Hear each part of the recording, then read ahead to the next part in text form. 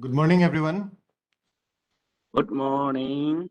Morning. So we are waiting for other resource person and more participants to join. So we'll start the inaugural session shortly, in a few moments. Okay.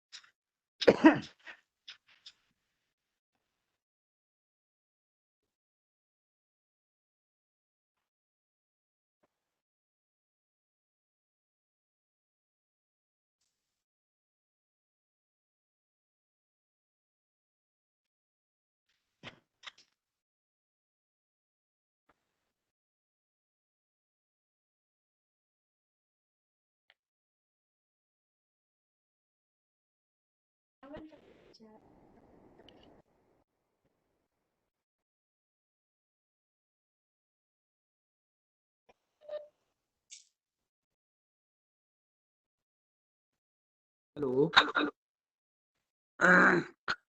It is not audible to me. Hello, are you hearing? Yeah, ready. Hello, are you hearing? Yes, ready. Okay. We are waiting for other guests. Okay. Okay.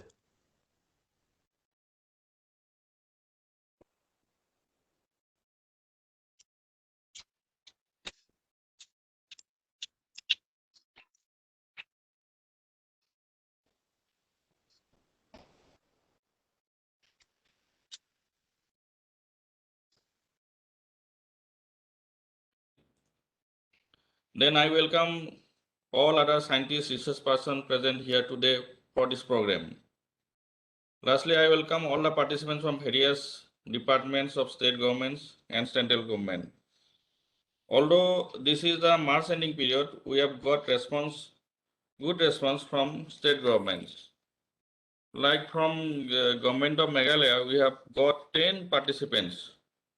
And we have seen that all of the area covered, like West Khasi Hills districts, then Jaintia Hill districts, then Khasi Hills districts. So from all around Meghalaya, participants have joined. So I welcome them. Then I have seen 10 participants from Modipur have also joined. So I welcome them. I welcome participants from Assam. From Assam also, from every area like Karimganj, Dibrugarh, then I seen Dhemaji, Tezpur, Borpeta. So I welcome all participants from Assam here. I welcome the participants from Nagaland, from Sikkim, from Arunachal Pradesh. I also welcome the participants from Central Water Commissions. I also welcome participants from Brahmaputra Board also. From Brahmaputra Board also, from Upper Assam, from Guwahati and from Lower Assam, they have joined. So I welcome these participants. And as we all know, flood is a problem to Northeast India. Floods are the natural phenomena of inundation caused due to the excessive flow in a river. We all know the floods are among one of the most destructive acts of nature. Floods play havoc, sometimes cause untold misery in the affected areas because of loss of life, communications, dislocation activities, damage of property. In Northeast India, it's led to enormous damage to agriculture, house, and public utilities, in addition to the loss of precious human and cattle lives. So, again, due to excessive silt load in the river during this period, the soil erosion occurs, and for this, again the river's bank eroded. So for this, we should know the basics of floods and how flood estimation can be done, where we can get the proper data, what is the exact data requirement for flood planning programs, what are the hydraulic data processes, what are the causes of bank erosions, how this bank erosion can be resisted. So accordingly, we have planned this schedule, and resource person from CSMR, CWPRS, NIH, everybody will join, and I think it will help all our northeastern engineers to upgrade their knowledge in this field. Lastly, I once again welcome all our distinguished guests, experts, participants for being in this inaugural ceremony. I hope this training program will benefit all the participants and help in their overall development and growth in the water resource sector in Northeast India. Thank you.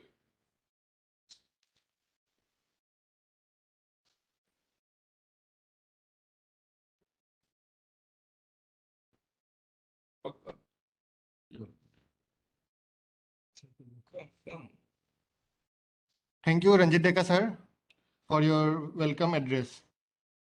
Now I kindly request Dr. A.K. Lohani sir from NIH to give his address and share the objective of the 3-day training program on flood management and erosion control. Thank you. Thank you very much. Am I audible? Yes, sir. Okay. Yes, sir. So the respected Chairman Brahmaputra Board, Sri Rajiv Yadav sir, Dr. P.K. Bora, Director Neri Wong, Sri Ranjit Deka, Director Nehari, Dr. J.P. Patra, Scientist D, NIH, faculty members, and dear participants.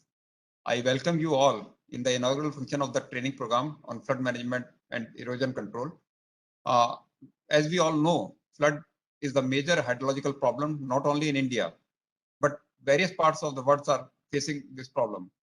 As far as our country is concerned, Ganga and Brahmaputra river basins are major flood prone basins.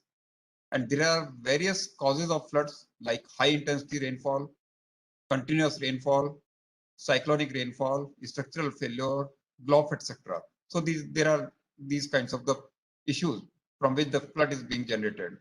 And flood also cause riverbank erosion and sedimentation deposition. So basically, keeping in view the importance of this hydrological extreme, this training course is designed to give insight about the flood and erosion control. As far as the training is concerned, we have tried to cover various aspects about the floods and erosion control, like about the training program. There is a lecture about the flood forecasting, which gives an insight about the what we experience in our country. So what kind of flood we feel and what are the flood forecasting systems in India. Then we have another lecture, which is a very important lecture, that is the design flood estimation and the hydrological design criteria and overview. So basically, in our country, we go for the structural design. So what are the design criteria? We have to have proper knowledge about those things and how to estimate those floods. So there are different techniques for estimation of the floods. There are certain basins which are gauged and certain are ungauged basins. So how to estimate the floods for the gauged as well as ungauged basins, and what are the different methods to measure the or estimate the floods. Then another important thing when we are going for any hydrological studies, so important thing, what type of data we do have. So the data requirement for planning, development and operation of the water resources projects is a very, very important thing, because most of the departments are engaged in the collection of the various hydrometeorological data. So what type of data and at what frequency we have to collect the data. So lecture has been kept for that also. Then once we collect the data is raw in nature. So how to process that data? What are the methods for processing of the hydrological data so that that data can be used for any hydrological analysis purpose? So what are the techniques for the processing of the hydrological data? For that, another lecture has been kept as a hydrological data processing. Then another important thing is that one thing is we do measure the hydrological data through some observatories, and then we do have certain data in open form also. So open data sources are also available. That is the satellite data and other kinds of the data are available. So what are the sources for collecting the data? And some of the data like India Virus is also having the data. So these kinds of the data, what we do collect, and we provide the data through internet. So all the data which we can access directly from the internet. So one lecture we have kept. So normally during the planning and design or forecasting of the floods, so all those purposes we do require the data. So what are the open data sources? So a lecture has been kept for that. Then another lecture we have kept on the flood estimation by unit hydrograph technique. As I mentioned that the flood estimation is an important thing. So that is a lecture on the unit hydrograph technique we have kept. Then flood hazard modeling and the flood risk zoning is another topic, because once the flood is coming in any river basin, so it causes the floods. So how much area is going to be flooded? What is the extent of the flooding? How do we define the flood risk zones? So all these things will be covered in the another lecture. Then important thing, we do use the remote sensing and satellite data for various purposes. So how we can use these satellite data and the remote sensing data and the GIS application for the flood and river migration studies. So this lecture is being taken by the director ANISEC. Then we have another lecture on kinds of the floods like the flash floods. So what type of flash floods are there? So we have kept the lecture on that also, flash floods.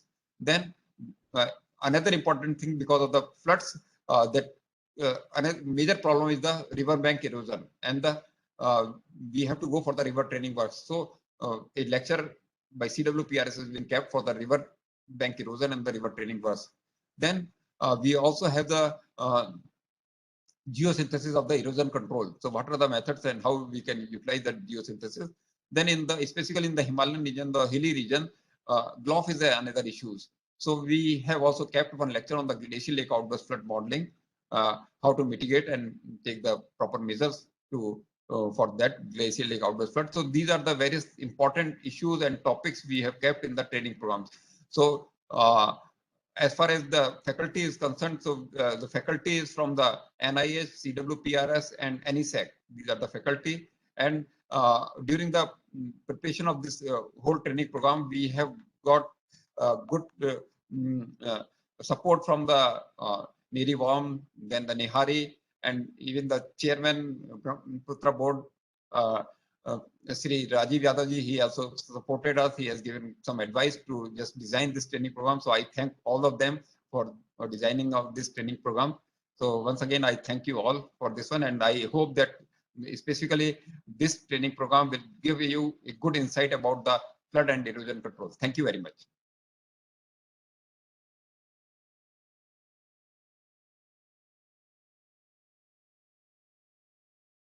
Thank you, Lohani sir, for sharing your address and sharing amongst us the inputs in brief about the training capsules designed for this program.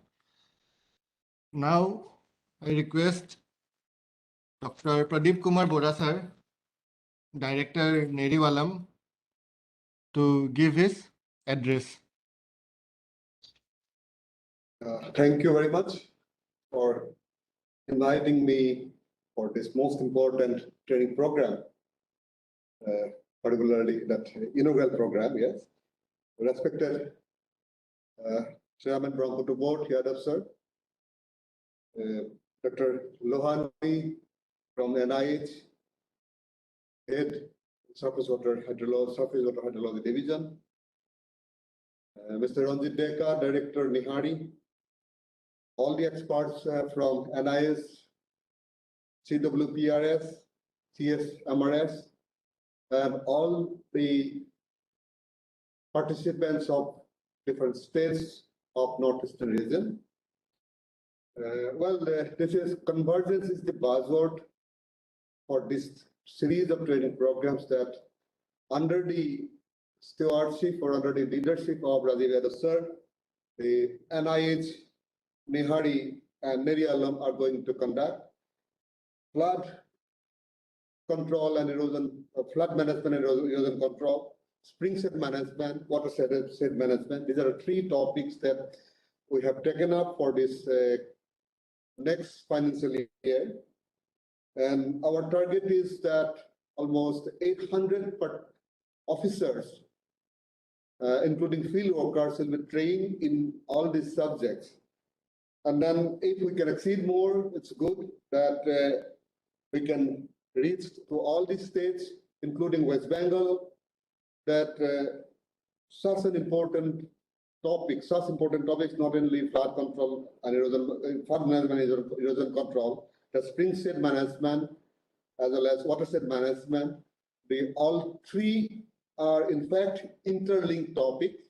If we manage watershed properly, if we manage the spring set properly, obviously flood can also be managed to a certain extent. And at the same time, we must understand that watershed management as well as spring set management, both are going to give us the much needed resources for hill ecosystem as well as the valleys of the Northeastern region. So considering this with the guidance from the Honorable Secretary Sir of Water Resource Ministry and with the guidance of the Rajiv Yadav Sir from Brahmaputra Board, Dr. Lohani Sahab has already, he has told how we went about with the training, the design and module. Actually, the major pain and responsibility has been taken by Dr. Lohani from NIS, and then we have contributed to improve the training module as much as possible from our end, so that a combined training program is possible. And I hope that all the participants from Northeastern region will be coming to us because in the next financial year, we're going to have mostly the physical training, not the online training. So we are ready with our facilities. We are ready with all the logistics to welcome all the participants for series of training that we have circulated to all the states government. And I hope that this convergence mode of training program or the capacity building to the field workers as well as engineers is going to realize the much needed that fruit for the water management in the entire Northeastern region. So on behalf of Nerialam, I thank Dr. Lohani for his contribution in designing all the modules of the training. And in spite of Nihari is not being a training institute, they have taken enough pain to make this series of training a possibility. And then, of course, Nerialam is a training institute. We are always there for this kind of activities. And I hope that with the expertise from that CWPRS, CSMRS, NIH, Nihari, and Northeastern Space Application Center will be going to complete this series of training programs in the coming year. With these words, I once again thank all the participants for showing their keenness to come for this training program, and also welcome everybody so that our mandate, our objective for a holistic water management in Northeastern region become a reality. Thank you very much for giving me the opportunity to Dr. Deka, Mr. Deka. Thank you from my side. Yeah, over to Rajat Deka. Thank you. We are waiting our today's chief guest, Simon sir. So he will just join. Just wait for 1 or 2 minutes as he join. He will address us. So we are waiting for our chairman, sir. Okay, no problem.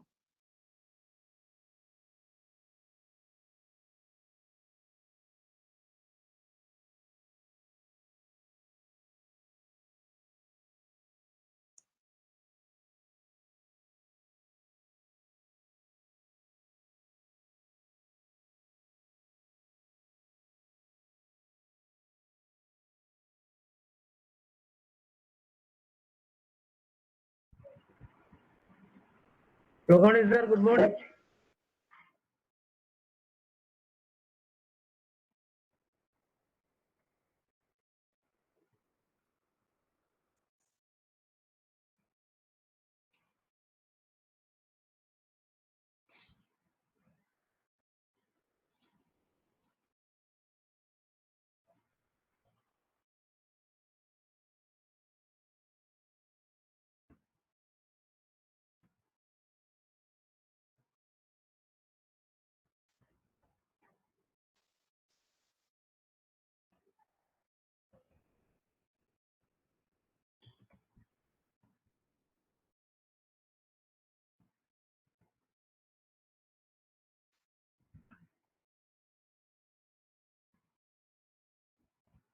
Krishna. Hey Krishna. இதுக்கு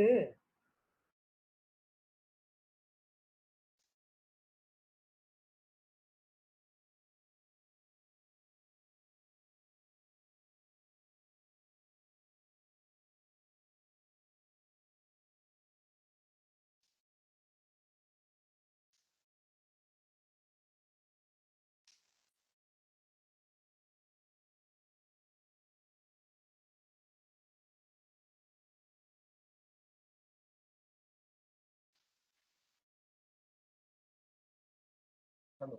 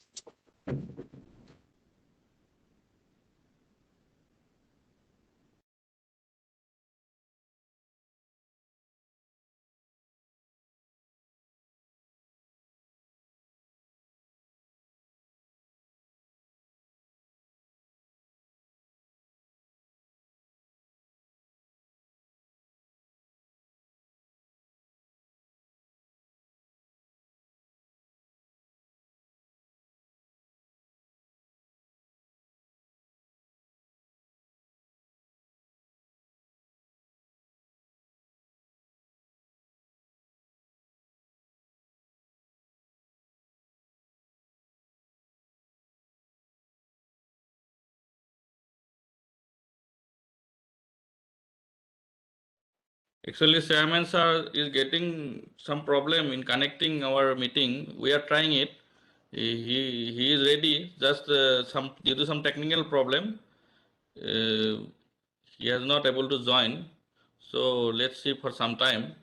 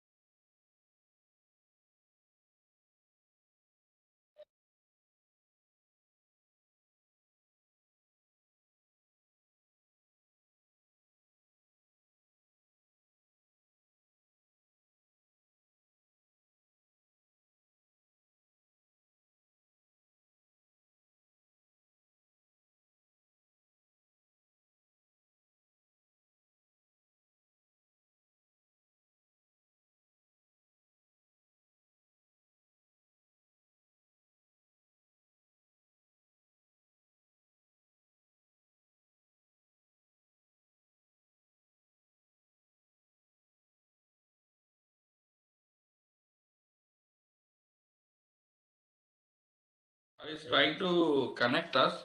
However, in the meantime, if CW from CW Paras, I think next lecture is from CW Paras by Dr. Vivekanandan. So if he is ready, then Vivekananda sir may start his lecture till Simon joins us. He is trying to connect us. Due to some technical problem, it is not connected yet. So in the meantime, I request Vivekanandan sir, if he is ready, he can start his lecture. Hello. Yes, yes. Good morning. Good morning. It is audible, sir. Good morning, very Yes, good. yes. Audible, sir. Very good morning to all. Yes, yes. Yes, sir. Welcome, Vivekanand ji. Yes, sir. Nice morning, to sir. meet you. Yes, sir. Yes. How is COVID there? COVID is under control or not? Ah, Okay. I'll share my screen. Sir, are you ready, sir? If Sure, you are sure. ready, sir, due to technical problem, or Simon sir is not joined yet. Okay. So I Okay. request, sir, if you are ready, you Sure. can start your lecture, sir. Okay. As you joined, when you joined. Yeah. Okay. Okay. Go. Aishima.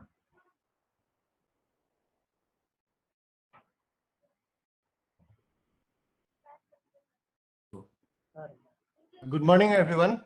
Yeah. So now we'll start this sessions of this 3-day online training program. So first of all, the first session will be started by Dr. N. Vivekanandan, who is a scientist in hydrometeorology division of CWPRS, Pune, Maharashtra. So let me just give a brief introduction about N. Vivekanandan sir. So Dr. N. Vivekanandan has postgraduated in mathematics from Madurai Kamraj University in 1991. He has received 5 master's degree in various subjects, from MA in Public Administration from University of Madras, MA Hydrology from University of Roorkee, MBA in Human Resources from Manomaniam Sundaranarar University, MPhil in Mathematics from Bharatiya University, and MA Sociology from Manomaniam Sundaranarar University. He has also received 6 postgraduate diploma in various fields such as hydrology, computer applications, software-based statistical analysis, operation research, statistical methods and applications, and personnel and management and industrial relations. He has a professional experience of around more than 25 years in R&D. He is associated in conducting R&D related studies related to rainfall modeling, flood modeling, hydropower, irrigation planning, low flow and draft management, soft computing, water resource planning, and management.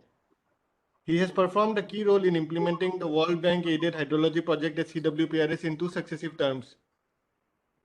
He has also performed as a resource person for various technical events organized by educational institutions and R&D organizations. He has published more than 240 technical papers in national and international journals, as also in national and international conferences. He has published more than 50 technical reports and 50 technical notes documents. He is also a member of the editorial board and review panel of 20 national and international journals. So I now request Dr. N. Vivekanandan sir to start his session. Thank you, sir. Thank you for nice introduction, sir.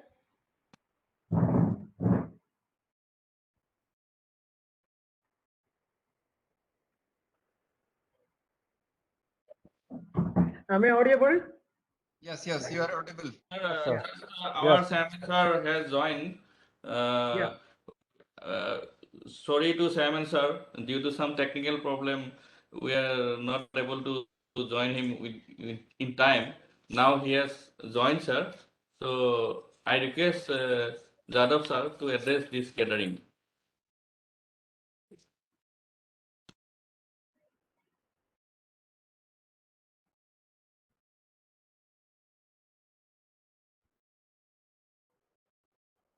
Hello. Am I audible? Yes, yes, Yes. sir. Yes, sir. Hello. Yes, sir. Good morning, Dr. Lohani, Dr. Bora, and the faculties who have been invited to give their session today. It is indeed a pleasure on behalf of Brahmaputra Board for me to be here with you this morning. This is a much awaited training program for which Dr. Lohani, CGWB, CWC, Director Nihari, Director Nerivam, Dr. Bora, we all have been planning for quite some time. And with combined effort of everyone, the syllabus of the program and the training schedules have been worked out. There has been a lot of interaction behind the doors with the state governments of the region to get the participation for these training programs, because as we all know, in the month of March, everybody is busy in his own work, and naturally, that kind of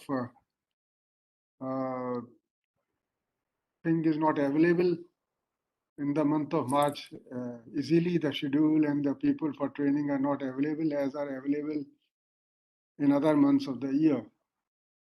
So I am thankful to everybody who has made a lot of effort to make this training program come through.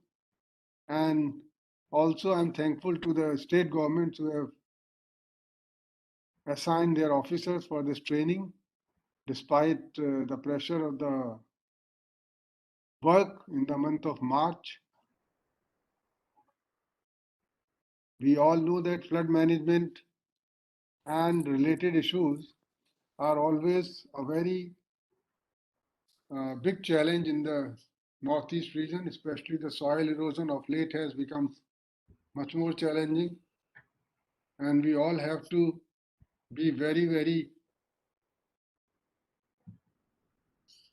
particular and alert and see how best we can address issues the issues of flood management and soil erosion in the northeast region. Soil erosion is of two types. One is that is happening in the valley, Brahmaputra Valley, that is when a mighty river like Brahmaputra erodes, and I have myself seen in the valley erosion of in 1 year of 12 villages in one stretch. So the erosion is of a very large size when villages after villages get eroded, and that affects the livelihood. Nomination मुझे 17 state को 8 को तैयार है क्या? State 26 28 को मेरा नाम है. We cannot appreciate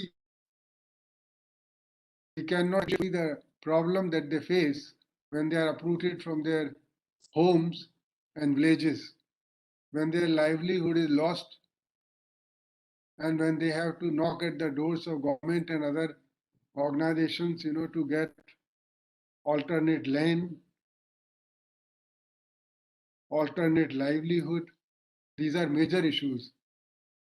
So those issues are tackled by state governments and the state station. Our effort in the process is actually more in terms of how to prevent this from happening and how to plan for checking this process of soil erosion and through proper flood management. I have seen this curriculum session various organizations, and these sessions are quite relevant on various angles and various aspects. And I'm sure that participants who are here with their field knowledge will be able to not only benefit from this, but also contribute through their shared experiences. I'm not aware whether Dr. Lohani, Dr. Lohani and Dr. Nihari will enlighten me. Well, we have kept a session on sharing experiences in this training program.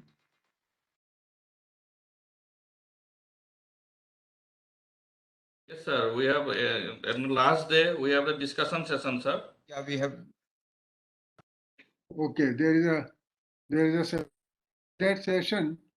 We should share the experience of the field officers, or in between also, if you want to share during lunchtime or during tea time, you can share, ask them to share. They will give you first-hand information about this, how soil erosion is slightly different from Yes, sir. one state to another. Okay. Yes, sir. Though broadly speaking, it is of the same variety, but still, depending upon the geography and the kind of agriculture and topography that every state has, it may be slightly different. So we have to, in our the best outcome of this program for as an organization for us would be that we will know how much variation is there in this across the northeastern states, and how to account for that variation in our planning and designing, and how to actually address some particular issues which may be relevant only to a particular state. Say, may I say, like in a hill state like Nagaland, it may be flash floods, which are more kind of important and effective in this regard. While in case of Brahmaputra Valley, we know that as the water rises in Brahmaputra and after it recedes, the soil erosion takes place, not while it is rising. So all these aspects are in this training program, which after the training program is over, I will request Dr. Lohani and Dr. Bora and Director Nihari to make a kind of feedback or kind of shared experiences collected from the training program to put them in a state-specific framework. Like Nagaland, this was a shared experience from the trainees. For Assam, this was a shared experience. So that will benefit to us, all of us, all those organizations who are involved in this, we will benefit from it later on when we do the planning and design. So I am told that practically every state has contributed trainees, but some states have contributed for this training program, and it's a good beginning. When we again go for next schedule of this program, flood management and soil erosion, that time hopefully it will be offline, and we will be able to get more even participation across the states, so that we are able to address the situation. And when I say even, it also depends on size. Like we may have more participation from Assam by virtue of its geographical size and the extent of the river Brahmaputra that flows through the state. So, and I am hopeful that trainees will pay full attention to the training program, and we'll have a successful training program, resulting in various tangible outcomes from this training program. Once again, I'd like to thank all of you, especially Dr. Lohani, Dr. Bora, and all other faculty members who have put their time and energy and attention to this and are addressing the trainees in these 2 days. Thank you very much. Thank you all. I feel very happy today that on time we have started this training program as scheduled, and that is a big credit for all of you. Thank you. Thank you. Thank you, sir. Thank you, sir. Thank you, Chairman sir, for your guidance. We'll go through this and we'll do this thing, especially feedback and this discussion thing will include elaborately in our training program. Now I request JP Patra, scientist, the NIH Roorkee, for vote of thanks. Good morning. Honorable Chairman, Sir, Brahmaputra Board, invited dignitaries, experts, and participants. It is a great honor to propose formal vote of thanks at the end of this inaugural session to all who helped directly or indirectly in making this course possible. First of all, I would like to give my hearty vote of thanks to our Secretary, Department of Water Resource, River Development and Ganga Rejuvenation, and Chairman Sir of Brahmaputra Board for their constant support and guidance for organizing these workshop series. Thank you, Chairman Sir, for your very thought-provoking and interesting address. With thanks, Dr. Pradeep Bora, Director DAY1, for gracing the occasion and providing background and formulating the training course series on different modules. I would like to thank Dr. A.K. Lohani, Scientist G, NIH Roorkee, and Sri Ranjit Dheka, Director Nihari, for formulating and coordinating this training program. It is worth mentioning support of other institutes like NIH, NERI-WALM, and CWPRS for their technical support. I would like to thank our distinguished speakers and experts who will be delivering their lectures during this course. Thanks to all the people who are directly or indirectly helped in this event. At last, we thank all the participants who are attending this program despite of their busy schedule in this financial year ending. Thank you. Thank you, Patra sir. Now we conclude this inauguration session of this training program. Next, we are going to start our technical session, and our first lecture will be given by Dr. Vivekanandan from CWPRS. So, if Vivekanandan sir is ready, you may start your program, sir. Thank you.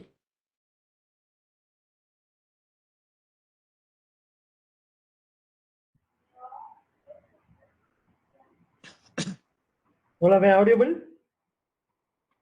Yes, you are audible. The screen is visible? Yes, no, not yet. Just share the screen.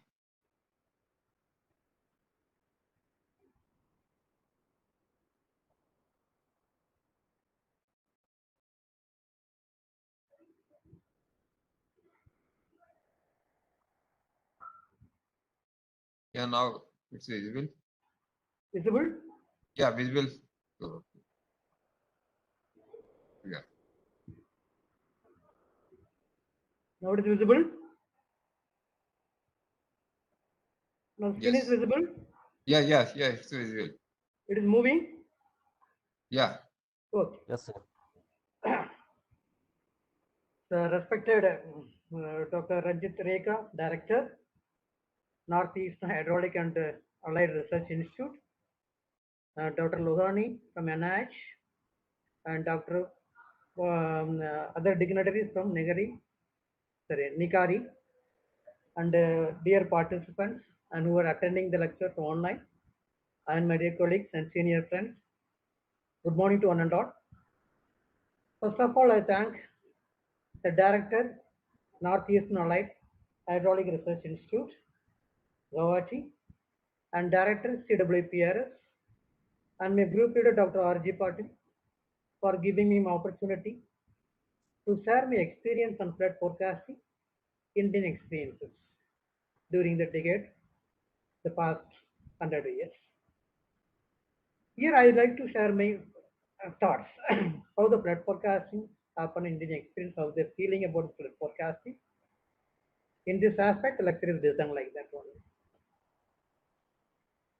So this is overview of presentation, introduction, categories of flood as per Central Water Commission norms, flood hazard map and area labeled to flood, causes for floods in India and urban flood, data requirements in flood forecasting methods and models, evaluation of performance of models used in flood forecasting network of Central Water Commission, possible factors responsible for underestimation of flood forecasting, role of flood forecasting flood mitigation, installation of flood resilience measures, and summary.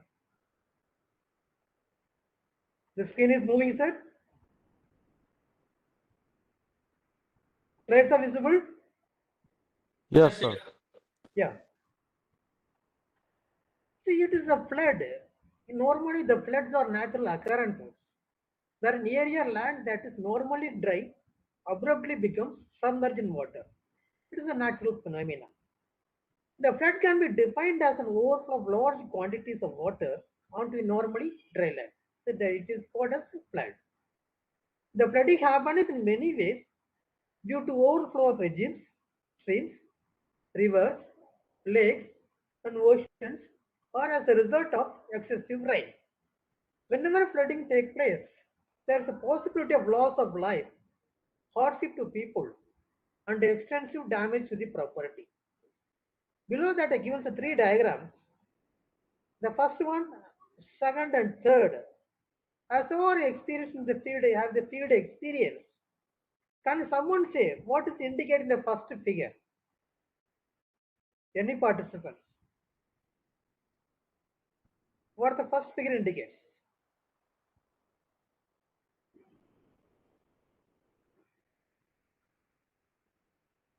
Anyone, please? I need some response from the participants.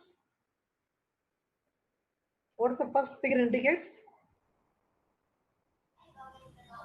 It is the area Hello? of submergible land due to. Yes, absolutely correct. The second one. The second one. It is flooded area.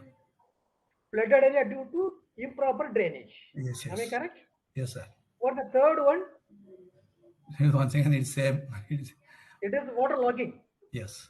You see the second and third picture. The second one, the stream flow is there, water flow is there, but improper drainage pattern. But third one, the water logging is there. You see the stream movement. Are you agree with me? Yes, sir. Yeah. Now we move again. So this is the distribution of. Just a minute.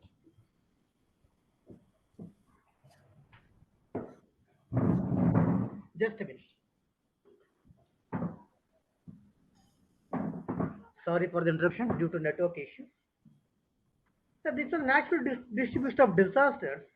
If it is a whole way disaster, so we can classify that about 41% of disasters happen to mainstream, The next highest is flood. Due to flood, 24% disaster is there, and earthquake almost 11%, and volcano 7%, and landslide 6%, and epidemic and famine insects 6%, due to tsunami 2%, and due to drought 0.3%, and extreme temperature 0.4%, and wildfires 3%.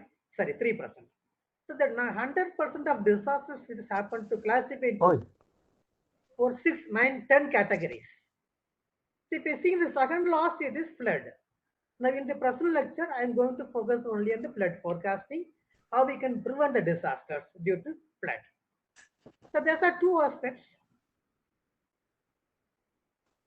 The flood is due to meteorological factors, that is due to heavy rainfall, tropical cyclones, and cloud bursts.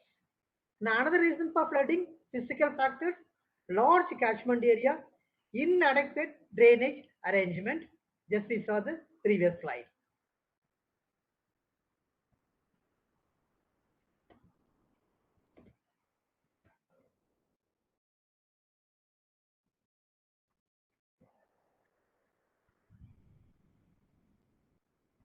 So this is the categories of flood as per Central Water Commission norms. They are having 4 categories. One is normal flood, and above normal flood, severe flood, extreme flood. Why focusing the first part of the lecture is focusing only on flood means, and if we know about the nature of flood, the categories of flood, how much distribution disaster happening due to flood, then we can go for the second step, go for the flood forecasting. The third aspect, flood mitigation. Then fourth one is temporary flood resilience measures. So like that the lecture was arranged.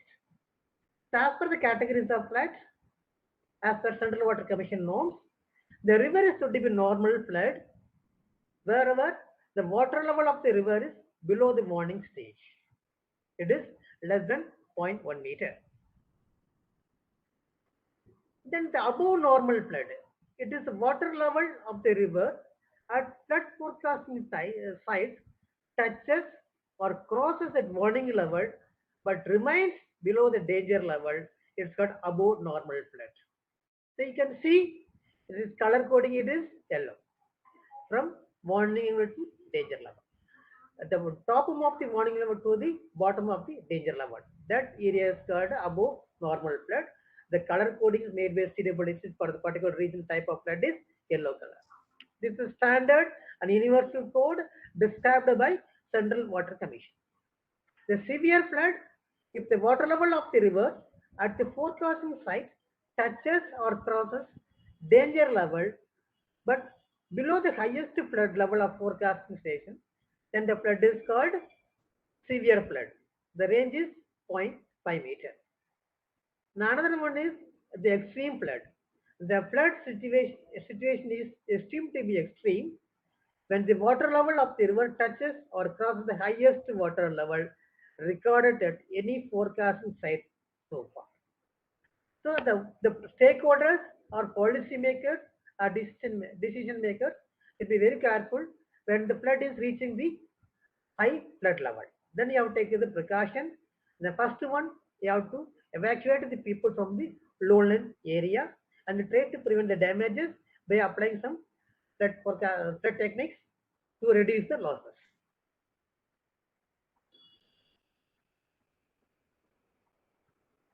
The type of service that is required or can be achieved theoretically or economically. The flood forecasting, more definite service based on the use of simulation tools or modeling. It may be hydraulic modeling or hydrological modeling. The threshold-based flood alert, qualitative estimation of increase in river flow or water level. The vigilance mapping, development of site-specific warning approach. The Indonesian flood forecasting, it requires a combination of hydrological, hydrodynamic level, and flow model with a digital representation of the floodplain land surface. That way we can achieve the theoretically economically to minimize the damages due to floods. The flood hazard map and area labeled to flood. If you're taking the entire region, country, India, the flood can be occurred to 4 major river basins only. One is due to Brahmaputra river basin, and the second one is Ganga river basin, third one central India Deccan river basin, and fourth one is northwest river basin. The areas marked is flooding in the excess flow coming from the respective river basins. For first one, it is Brahmaputra. Second one, Ganga river basin. Third one, Central India Deccan river basin. And fourth one will be the Northwest river basin. So this is the area liable to flood. I have taken more pictures that color indicating the area flooded due to particularly contribution of flow from the respective river basin. Now, if you see in detail, the most flood affected state in India falls under the Ganga river basin and Brahmaputra. The Brahmaputra is always having the excessive water. Any time the Brahmaputra flowing extensive water there. If you are seeing that aspect in the India Gangetic Brahmaputra plains, northern India carry almost 60% of the India's total river flow. If you are seeing that second, can I proceed? Can I proceed? Yes. Yes, sir. Yes, sir. The second figure is indicating there's a total flood prone area, the combination of 4 river basins. If you're seeing from the figures, the Uttar Pradesh is highly affected. Almost 7.34 million hectares is flooded prone area declared as. The second largest one is Bihar, almost 4.26. The minimum one is Kerala. It is very fantastic. Even though it is Kerala having very good excessive rainfall, but the flood prone affected area is 0.37 million hectare only. Now we will see one by one. If you are going to the Brahmaputra river basin, so what are states are covered? The possible areas will be likely to be affected due to flooding.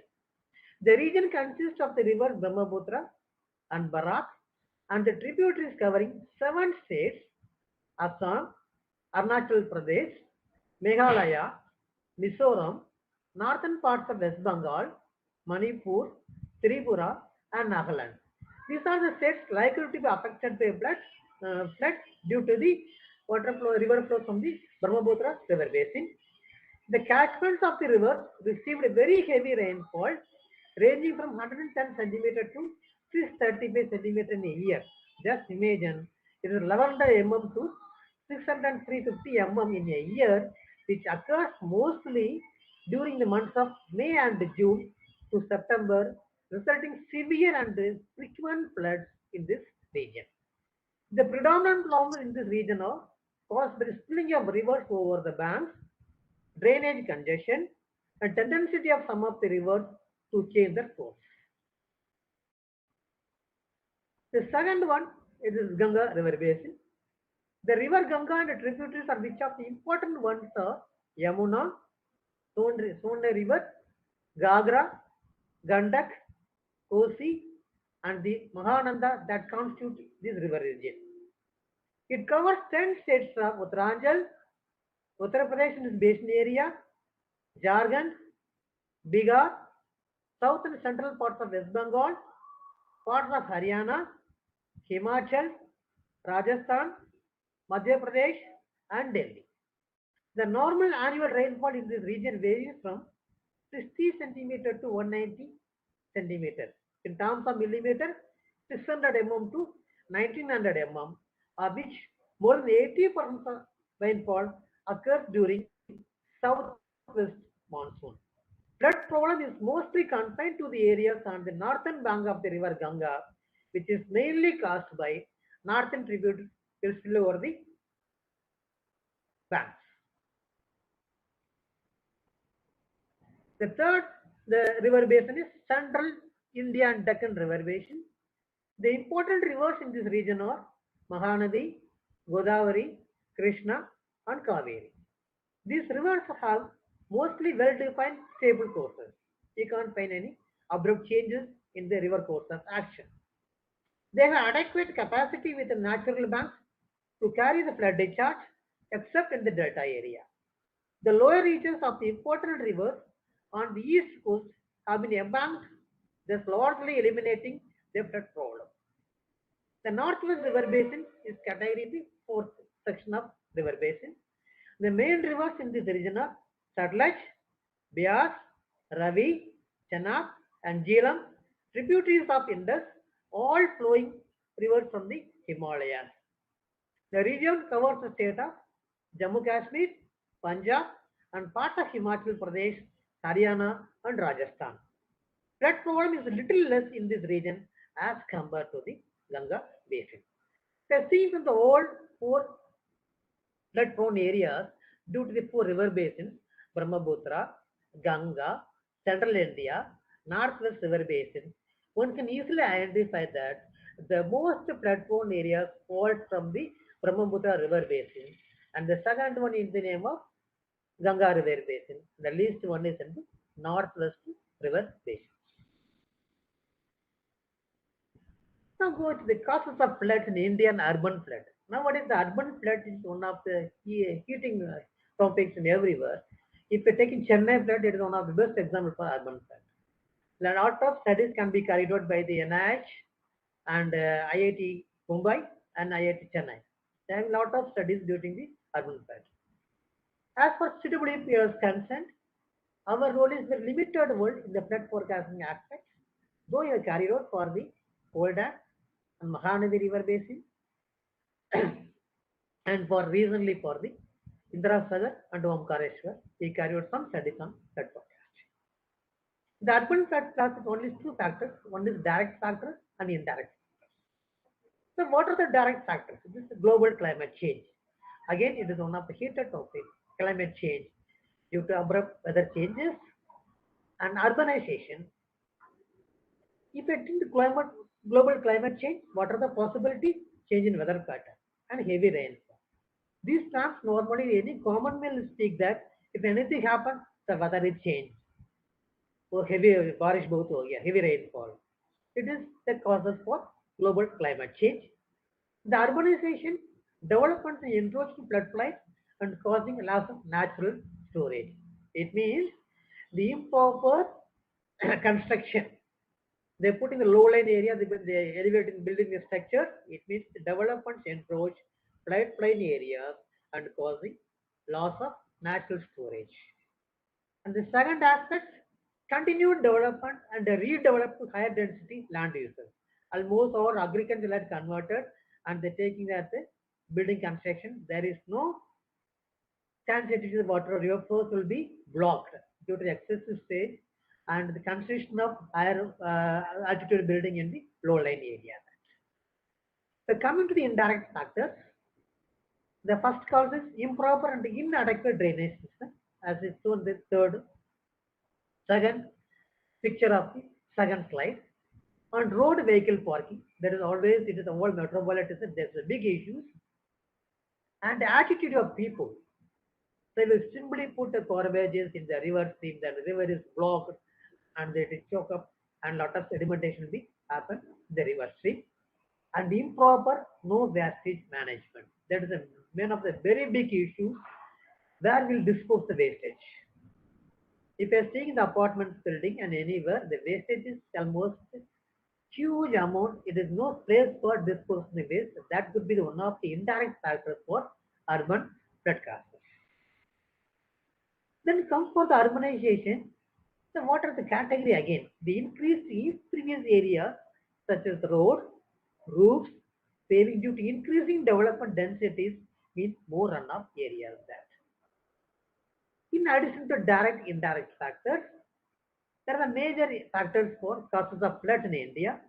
One is massive rainfall, overflowing of the rivers, collapsed dams, snowmelt areas, deforestation, climate change, emission of greenhouse gases, other factors.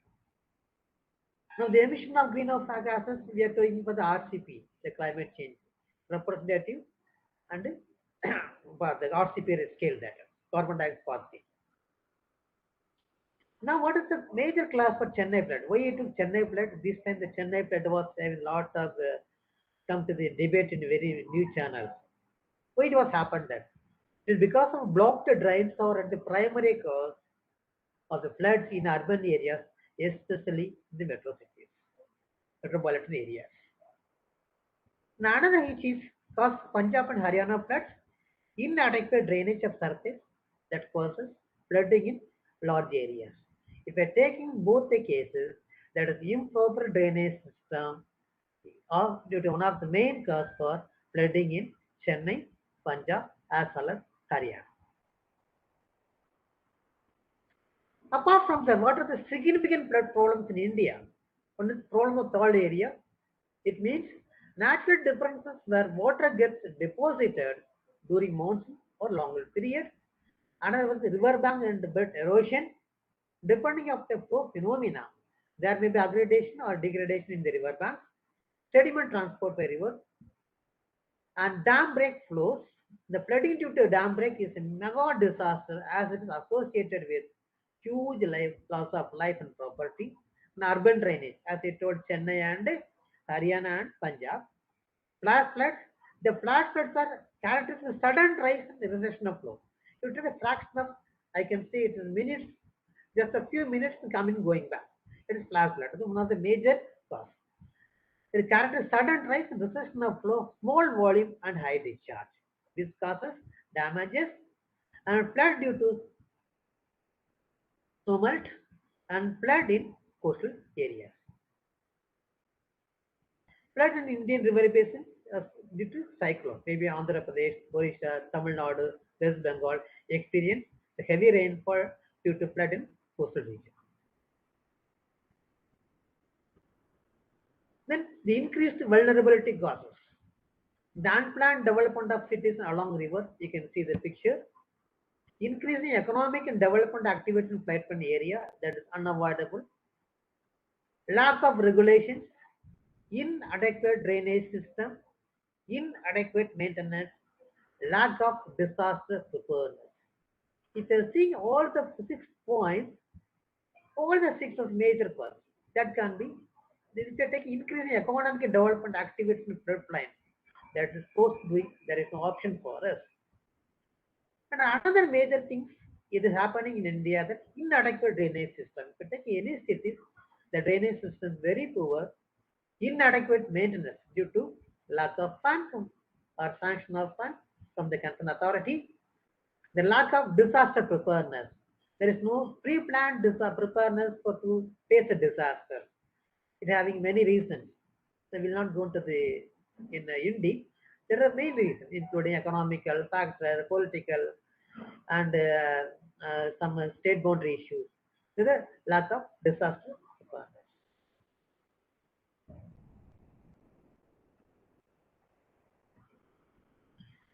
The main physical process occurring during hydrometeorological events having 4 categories, 6 categories. Due to wind, due to infiltration, rainfall intensity, runoff, propagation, tide and surge, water level. If you take the urban river basin, the infiltration is the minor effect, runoff having the dominant effect.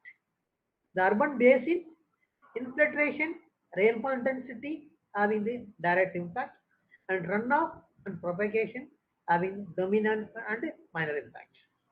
Long river basin, the direct effect due to runoff only. Estuary river basin, the direct runoff is due to the tide and surge. Aquifer region, aquifer basin, the direct runoff is having a minor impact. The water table having dominant effect. Now I move on to the second part, the flood forecast and flood warning. So far we talk about flood and what are the causes of flood in India, what are urban flood and what are the vulnerability. Now to prevent from this disaster, we go for the preparedness, disaster preparedness. One of this flood forecasting and flood warning. The flood forecasting has been recognized as one of the most important, reliable and cost-effective non-structural measures of flood management. So one of the most important, reliable and cost-effective non-structural methods of flood management. Now, the question about what is non-structural method. There is one for the no structure in only thing having is the quantitative value and qualitative value. It is called non-structural method. The flood forecasting stream flow routing model to forecast the flow rate and water levels for a period ranging from few hours to days again. Normally go for the 50 minutes. Like we experienced recently in Kumbh Mela, Godavari flood forecasting model.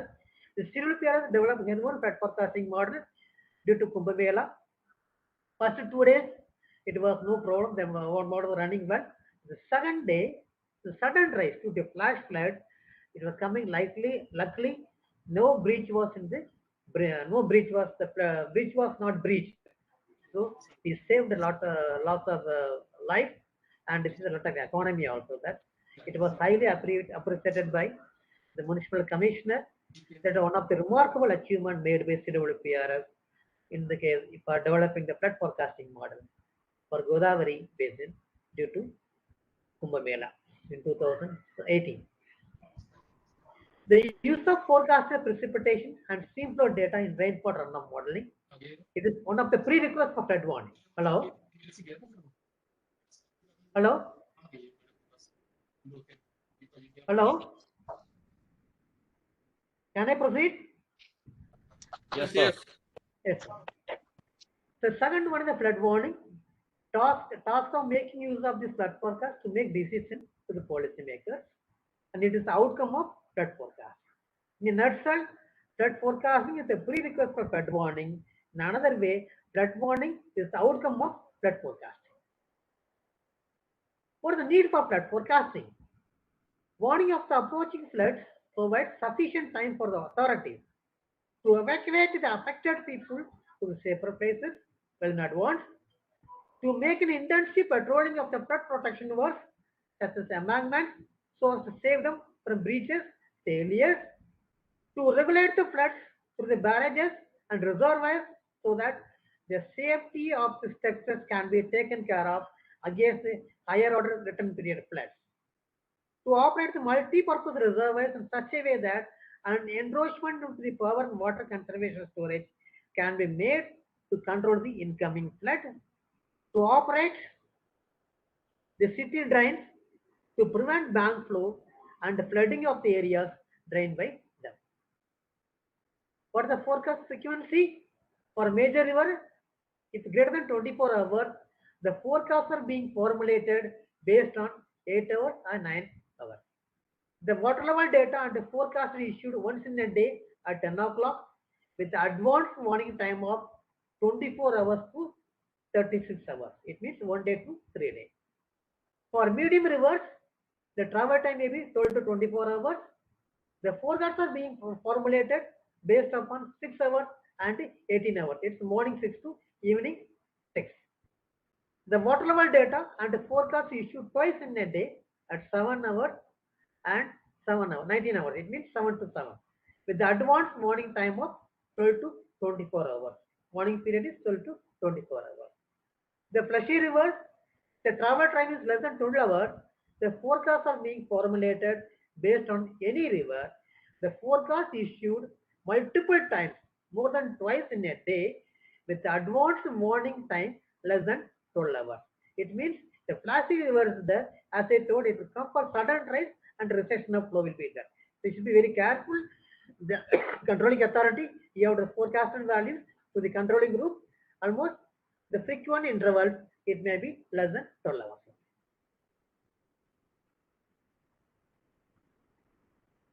The design consideration principle of forecast lead time.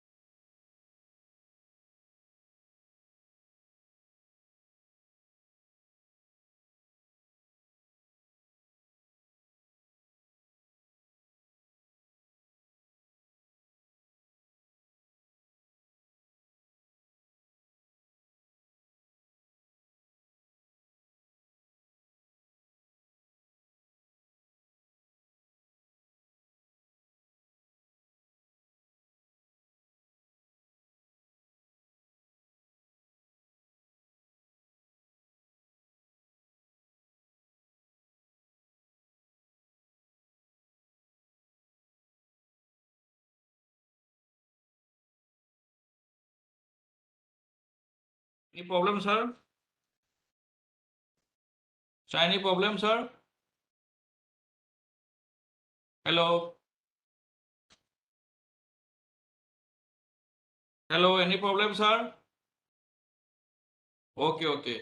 Sorry for interruption, sir. Network issues. So the hydromorphological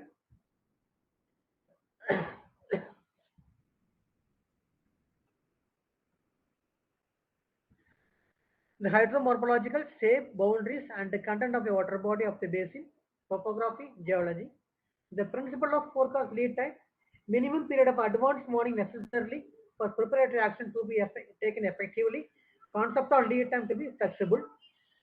The development of flood forecast in India. So am I audible? Can I proceed? Go ahead. Yes, sir. Yes, Yeah. we can hear, sir. Yes. It's suitable. Yeah. In 1969, the government of India created the Central Flood Forecasting Directorate, headed by the superintending engineer. Later in 1970, under a number of floods, 6 flood forecasting stations were set up by the interstate river basins. This covered a flood-prone basin, sub-basins of Ganga, Brahmaputra, Narmada, Tapti, Teesta, and coastal rivers of Orissa. By the year 1977, the Central Flood Forecasting Organization comprised of one chief engineer's office, 3 circles, and 11 divisions.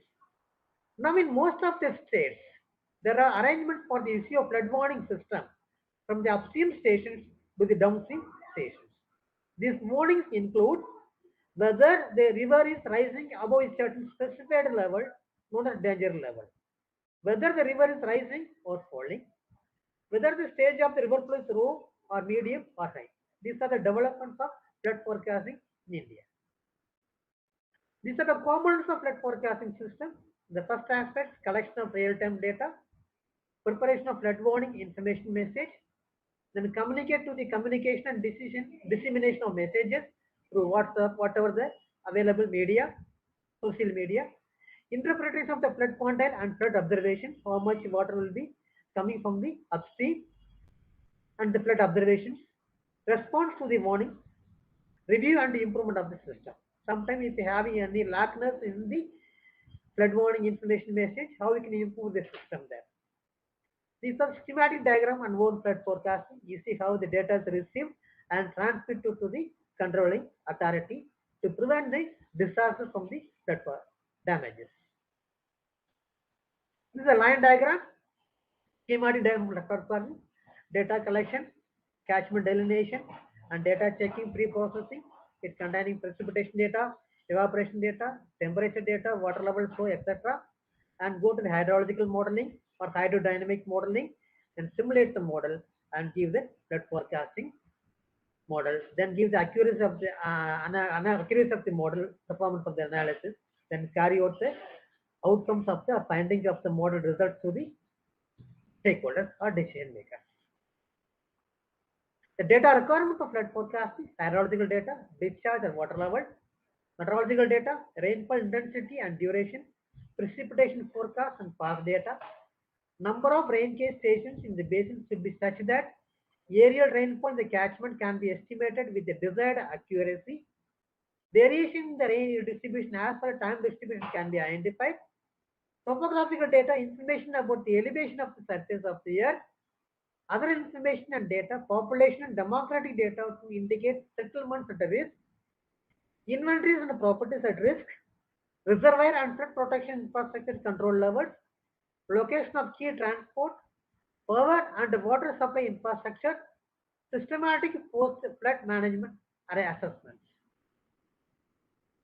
So these are network design. When go for flood forecasting, for network design river gauges, the forecast being issued on the basis of the gauge correlation, the base station and the forecasting station must be equipped with the gauges. Proper gauge should be commissioned there.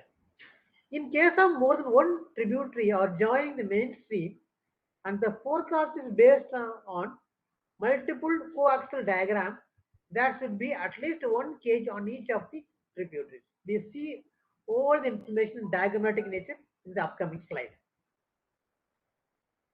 The location of gauges on the tributaries should be such that The time of the travel from base station to forecasting station in respect of tributaries as well as mainstream is concerned. Whether the routing model forms the basis of formulation of forecast, the reach can be divided into various sub-ranges. For incorporating the effect of intervening catchment on well-designed channel, 1 kg has to be installed. So these are the steps to be followed for network drain of river cages. So if you see the stream cage, what are the style of stream cage can measure? This is how the measurement data through radar and how it is the rain cage. From the how the rainfall data will be retrieved. The methodology employed for flood forecast, it is data collection as I told you earlier. Then transmission and communication of data to the forecasting center. The flood forecasting center, meteorological officers collect and transfer data to the meteorological department. And the flood meteorological officer provides information regarding general meteorological situations, rainfall amounts of at least for 24 hours of heavy rainfall warning for the next 24 hours for different regions to the concerned flood forecasting centers of data office and the flood forecasting organizations. At present, nearly 380 hydrological and 500 hydrometeorological stations are collected data in every day and utilized by flood forecasting center for formulation of forecast during monsoon period. This is the more accuracy while transmitting the data to the forecasting center to prevent the damages from the flood. An analysis of data and formulation of forecast, simple correlation based on stage discharge data. Coaxial correlation. Suppose the other streams are joining in the river stream, then based upon stage discharge rainfall data, we can analyze data by using coaxial correlation. Then routing by Muskingum method, successive routing through sub-ranges. The dissemination of the forecast and warning to the administrative and engineering authorities of the states. So, what are the four flood forecasting methods? Quantitative method and qualitative method. Quantitative, casual, and explanatory. This means after analyzing data, we'll give this much rainfall will be there by tomorrow morning 6 o'clock. Be prepared to defend the disaster. Then time series, within the time period, this much rainfall will be occurred. Then smoothing, we'll have the time series. By smoothing the time series, we can give the more accurate results regarding the flood forecasting. And trends and seasonal, how it is varies from seasonal variation. That is all quantitative forecasting method. Then coming to the qualitative forecasting method, DELTI. DELTI means the estimate technique, systematic and qualitative method of forecasting by collecting opinions from the various sources. Then scenario warning, we see tomorrow will be high rainfall, normal flood, extreme flood, below danger level, above danger level. We can give the different scenarios as per the suitable criteria. The expert judgment by using meteorological conditions, meteorological scenarios, and physical factors. The experts will say, so tomorrow flood may occur, the rainfall may be occur due to heaviest rainfall. The flood may reach the lowland areas. Take the preventive measures to reduce the damages in terms of loss of property, economic, and other aspects. Then this is another line diagram. How we can flood forecasting methods and models work. Define the model process. Specify modeling concept. Conceptualize system specific data. Select model features. Determine how model structure and parameters to be found. Choose performance criteria. Identify model structure and parameter values. Validation and testing. Quantification uncertainty and model verification. If I take in the specification of data, you have to re-specify. If I cannot getting the accurate result, desired result, then better accuracy. If I come into the model verification, you can go for the reiterate if necessary. I go to the second step and follow the procedures as this. This is another schematic diagram flood forecasting. How we can say the discharge and time factor, how the hydraulic model works, then how the predicted value. It is K neighborhood method. This is called KNM. K combination of neighborhood method, how the data transferred to the receiving station. This is another stream for routing model. It's one of the analysis methods used for the analysis purpose. It can be divided into hydrological and hydrological models. Going for the hydraulic model, dynamic wave model, diffusion wave model, kinetic wave model. Hydrological model, transfer function model, Muskingum method, cascade reservoir model, lakh and root model, threshold model. Then each and every model having the different subdivisions. Transfer function can be classified to linear, non-linear. Cascade of reservoir model can be linear and non-linear. And the stochastic model can be into correlation method and ARIMA model. So this is the another way how we can forecast, analyze, do the flood forecasting. It's a snowmelt model, rainfall model, flow routing model, hydrodynamic model. Then how the data is collected from various sources, how we can analyze, we can give the result to the stakeholders. This is the flood forecasting method followed by STWs in India. You see how they're collecting data, meteorological forecast, and lot of forecast. They're giving terms of hydrograph also. You can give the value also, numerical value. These are the DPR, Detailed Project Controlling Authority, monitoring unit, with a flood forecasting formulation. How they are getting the data? Meteorological organization, media, project authority, central water commission, civil authorities. Then they're transferring the outcome to the in the form of summary compilation to the ministries, department, and national disaster management. This is the flood forecast network of Central Water Commission. It was in 1958. The CWC started the flood forecast as the only one. In the now, they recently they added 199. It is spread out to 22 states and union, 22 states, some union territories also. In major river basin 10, sub basin 72, states and union territory 22, altogether having 199 flood forecasting network stations established by Central Water Commission till date. From this table, if you find the Bihar is having highest flood forecasting stations set up by CWC. Out of 32, 32 is water level forecasting station, and second one is Assam, have 25 water level forecasting stations, and the third layer is maybe Uttar Pradesh. They are having 34 water level forecasting stations and 2 inflow forecasting stations. In case of inflow stations, Andhra Pradesh have the highest value. It is 8 inflow forecasting stations set up at CWC. After Andhra Pradesh, they set up 7 in Karnataka and 5 each in Tamil Nadu, Telangana, and 5 in Gujarat. So from these inflow stations, how it is important. You see, Andhra, Gujarat, all coastal regions. Andhra, Gujarat, Telangana, Tamil Nadu.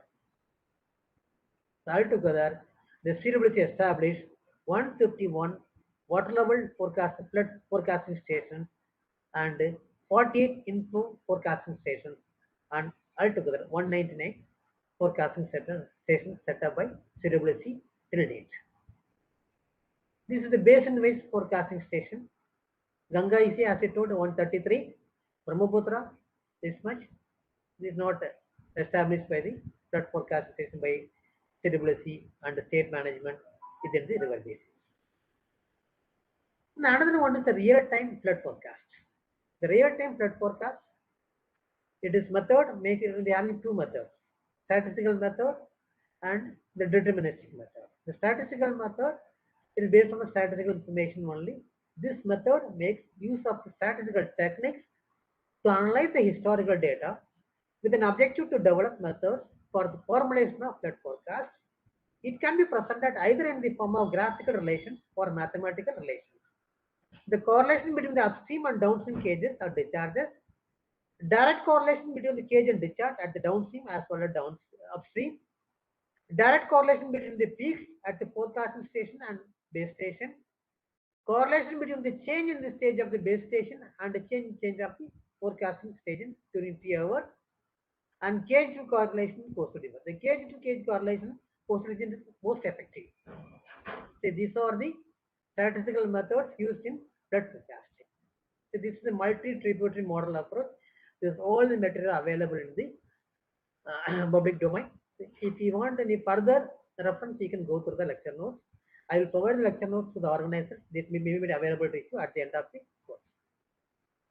So these are the cage to cage correlation and the cage correlation between the upstream and downstream and the forecasting station 2 and the base station. So it is some of the examples carried out by the different authors during the past decades. The multimodal approach, see, precipitate the project and monitoring P and M, they are having simulation model and updating procedure. Then these are the values how the forecasting method can be developed. The second one, deterministic model, it is used for stream flow synthesis and reversal regulation. And the second model, the NAM model for flood forecasting. Another one is hydrologic engineering center. It's called one dimensional flow model.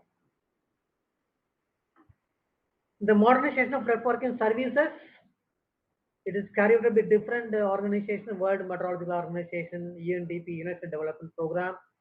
They implemented first in Yamuna River Basin after Delhi, and Central Water Commission and Danish Hydraulic Institute Denmark. The collaboration project they established in Damodar River Basin as a pilot project has been implemented and computerized mathematical model developed in DAY1 is being used for inflow forecasting for formulation of flood control scheme. The scheme was similarly taken up for the Godavari Basin also. Recently, the World Bank Hydrology Project Phase 1, the monitoring for hydrometeorological variables have been strengthened for different river basins, Andhra Pradesh, Maharashtra, Gujarat, Kerala, Tamil Nadu, Karnataka, Madhya Pradesh, Chhattisgarh, are more coastal regions, most of them.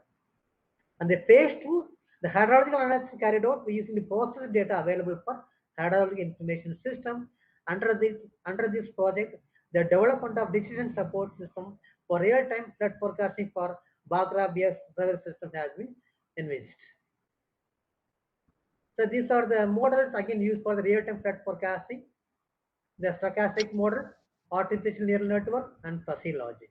The stochastic model is being used based on the assumption of linearity, whereas the quantity of runoff resulting from the given rainfall even depends on a number of factors and dominantly non-linear. The best example, Bogdanski approach and Thomas Pairing time series model. The artificial neural network is upcoming technology. Even though it is established in 1980, people have started using after 2000 only. It is one of the effective model when the data is very limited. The fuzzy logic is more flexible, less assumption dependent, and self-adaptive approach to modeling flood forces, which by their nature are inherently complex, non-linear, and dynamic. It can be used to model process behavior even with incomplete information. It is widely regarded as a potentially effective approach for effectively handling non-linearity inherently present in the hydrological process. When go for the flood forecasting, these are the common phenomena. What are types of errors in flood forecasting? Input, forecast precipitation error, measured precipitation and data error, inadequate coverage. In the model, what are the possible errors? Structural discretization errors, parameters, and insulation errors. In the output, river gauge measurement, rating curve, and digital elevation model errors. Another one is operation errors. So these are the perspective errors we can expect while modeling the flood forecasting, developing the flood forecasting input, model as well as output also. There are different stages of flood warning. Now, if you have the flood forecasting is the prerequisite for the flood warning. Flood warning is the outcome of the flood forecasting. So how we can go for the flood warning?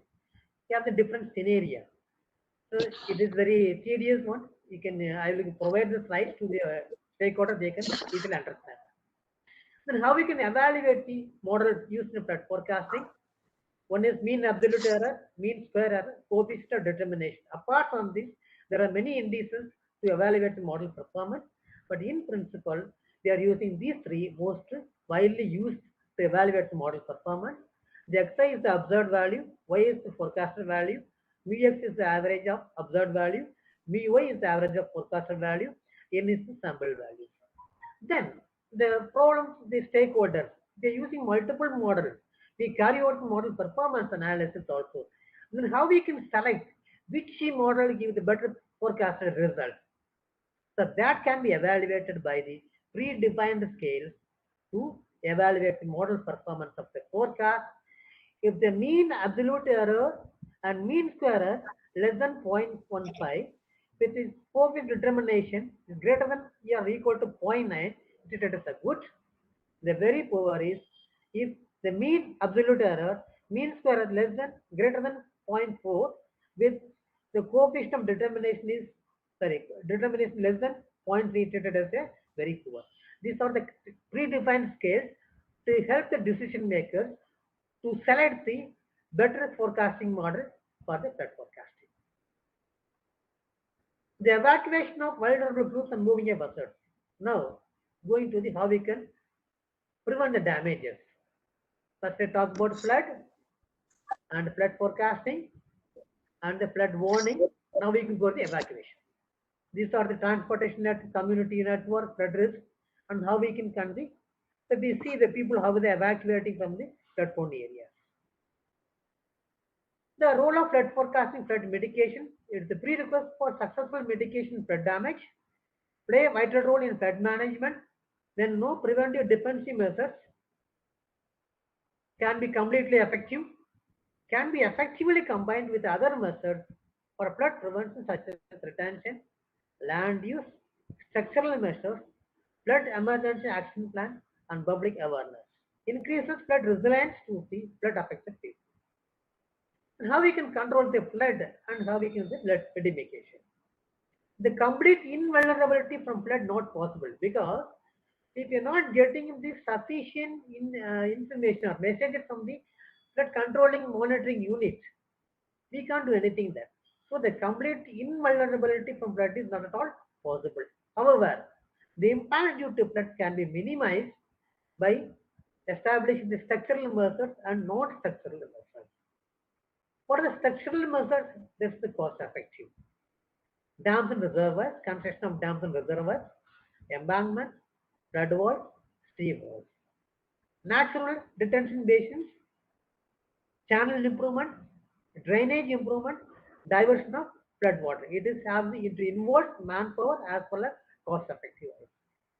Then going for non-structural methods, flood forecasting and warning. Why it is that we already established the flood forecasting station controlling unit in each and every state. The controlling the station people who is stationed at the flood forecasting station, based upon the available information, based upon the expertise, they will give the forecasting values. They give the warning messages. So it can be avoid the we can prevent the damages. Then flight line zoning. By using the available information that would say these are the flight line area. So try to evacuate the people immediately before the water coming from the upstream location. Then disaster preparedness response planning. You have to do the proper disaster. If you're taking monsoon, if for example June to September, we know the definite rainfall will be affected due to the north central region. So you have to take the proper precaution before meeting this situation. If I take the Chennai, there was a lot of debate was there. No proper disaster preparedness was there. But if we go talk about it, we have to take the government to take the proper disaster preparedness before reaching the situation. And disaster relief, you have to give the relief to the people who is mostly affected due to flooding within the norms. Then possible factors responsible for underestimation of flood forecasting. The estimation of upstream flows, the quality of the data, inadequate rainfall radar stations, flood mapping accuracy limited by digital elevation resolution of 300 meters, modest investment in software and staff resources. Next one is upstream boundary estimation.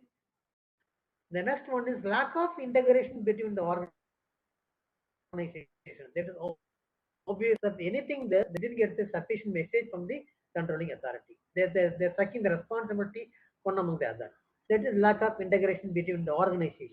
The forecast leads to 3 to 5 days for rural areas to support agricultural activities, No long-term forecast needed. So these are the translation of temporary flood resilience measures. By using sandbanks, we can avoid the flooding process. The flood prone areas can be set, and put the depth difference by the constructing in-building structure, temporary structure. Then you put the steel or everything in a sandbag to prevent the damages. It is called flood resilience measures. We'll talk about civil PRS because the objective is that civil PRS asks us to share the experience and flood forecasting with Indian experience. By using our theoretical knowledge and the software equipment, the civil PRS contributions in development of flood forecasting models and flood warning systems. The sum of the studies are listed here. The flood forecasting models and decision support system for Mahanadi River Basin. It was developed during prior to 90. I was joined the service 93 only. I have not have much knowledge about this. The model was developed during 1990, but I was joined the service 1993. The flood forecasting model for Koida, we carried out and we developed the model 2015, and flood forecasting model for Godavari River Basin during the period of Kumbh Mela, Nasik, we developed 2018. The framing of terms of references for development of flood forecasting model for Indira Sagar project and Omkareshwar in Narmada River Basin in 2017-18 period. Framing of terms of references for development of flood forecasting and early warning system for Ramam hydroelectric project by NTPC. The studies in progress. Summary. In nutshell, in India, most of the techniques for formulating the real-time flood forecast are based on statistical approach only. It is very easy to apply. For some of the pilot projects, network model and multi-parameter hydrological models can be used. Conventional system of communication normally used for transmitting the data in real time. The automatic system of data communications like telemetry system are used in pilot projects on limited scale. The forecasting techniques such as deterministic models, stochastic models, ANN, it is artificial neural network, and the fuzzy logic techniques are required to be studied, and a suitable method may be recommended for field applications based on the performance evaluation criteria and also considering the data availability and the purpose of the forecast. Yes, the fruitful hydrological information system is required to be developed for all the river basins of India. The techniques based on deterministic approach have to be developed and applied for the real-time flood forecasting. The technology acquired in the development of decision support system for Bagra-Beers reservoir system would provide useful information to decision makers in real time for taking necessary flood management measures in the downstream of the reservoir that can be applied to other flood-prone river basins. Flash flood forecasting is another important area which requires immediate attention. Thanks to one and all. Thank you for patience to listen my presentation. Thank you, sir. Thank you so much, sir. Yeah. So I Any think questions from audience?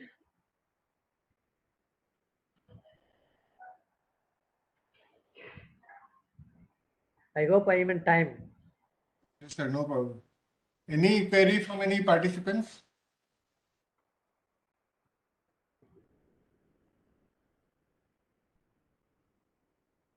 I think there is no query, so we can, I think, go ahead with our next session. That is on design flood estimation and hydrological design criteria, an overview. I So thank the please- organizers for giving me an opportunity to share my thoughts. Thank you so much. Thank you, sir. Thank you so much. So I think now our next session, we can start our next session, which is on design flood estimation and hydrological design criteria. And a brief overview will be provided by Mr. J.P. Patra, who is a scientist D from NIH, Roorkee.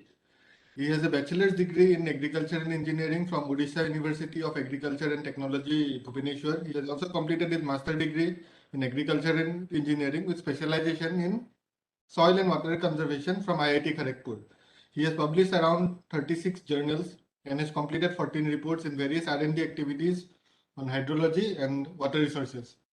So I think now I'll hand over the podium to Mr. Jagadish Prasad Patra, sir. So, sir, you can start the session. Thank you so much.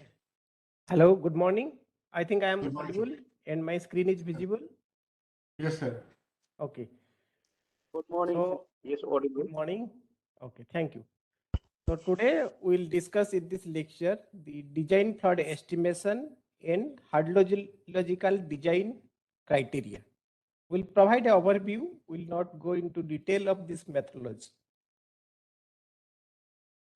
To start with, what we generally understand by design flood means, like when we say design flood, it is always with respect to some kind of structures, maybe river embankment, maybe bridge, maybe flood protection work, maybe dam. So it is also always associated with a structures, and whatever the flood we adopt to design that structure, that we generally call a design flood.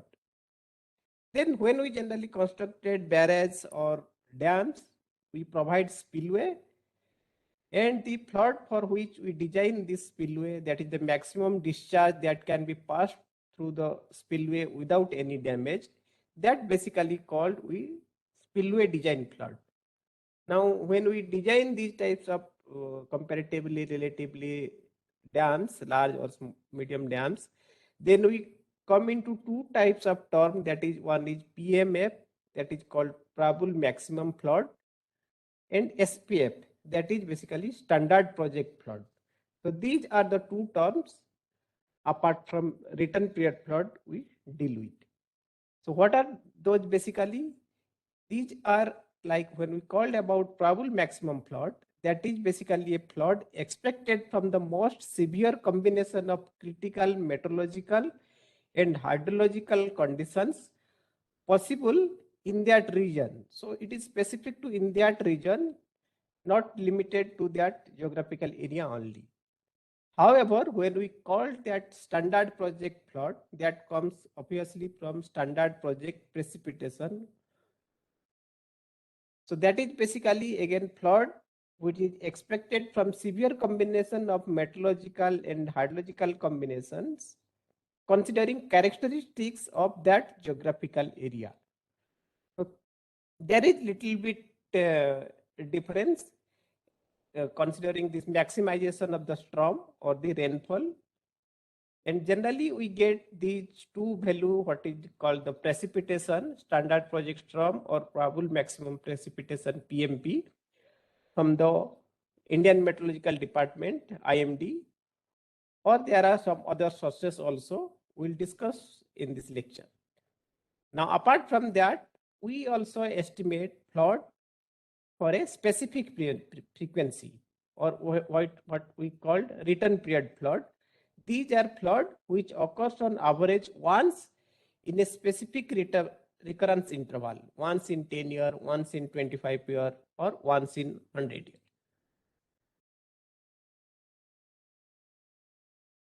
Now coming into this hydrologic design criteria, what are there? Means like these are the based on our means like what are the structures, what kind of structures we are going to consider, what is their downstream impact, and these are our standard in the BIS standard. This is IS code also I have provided.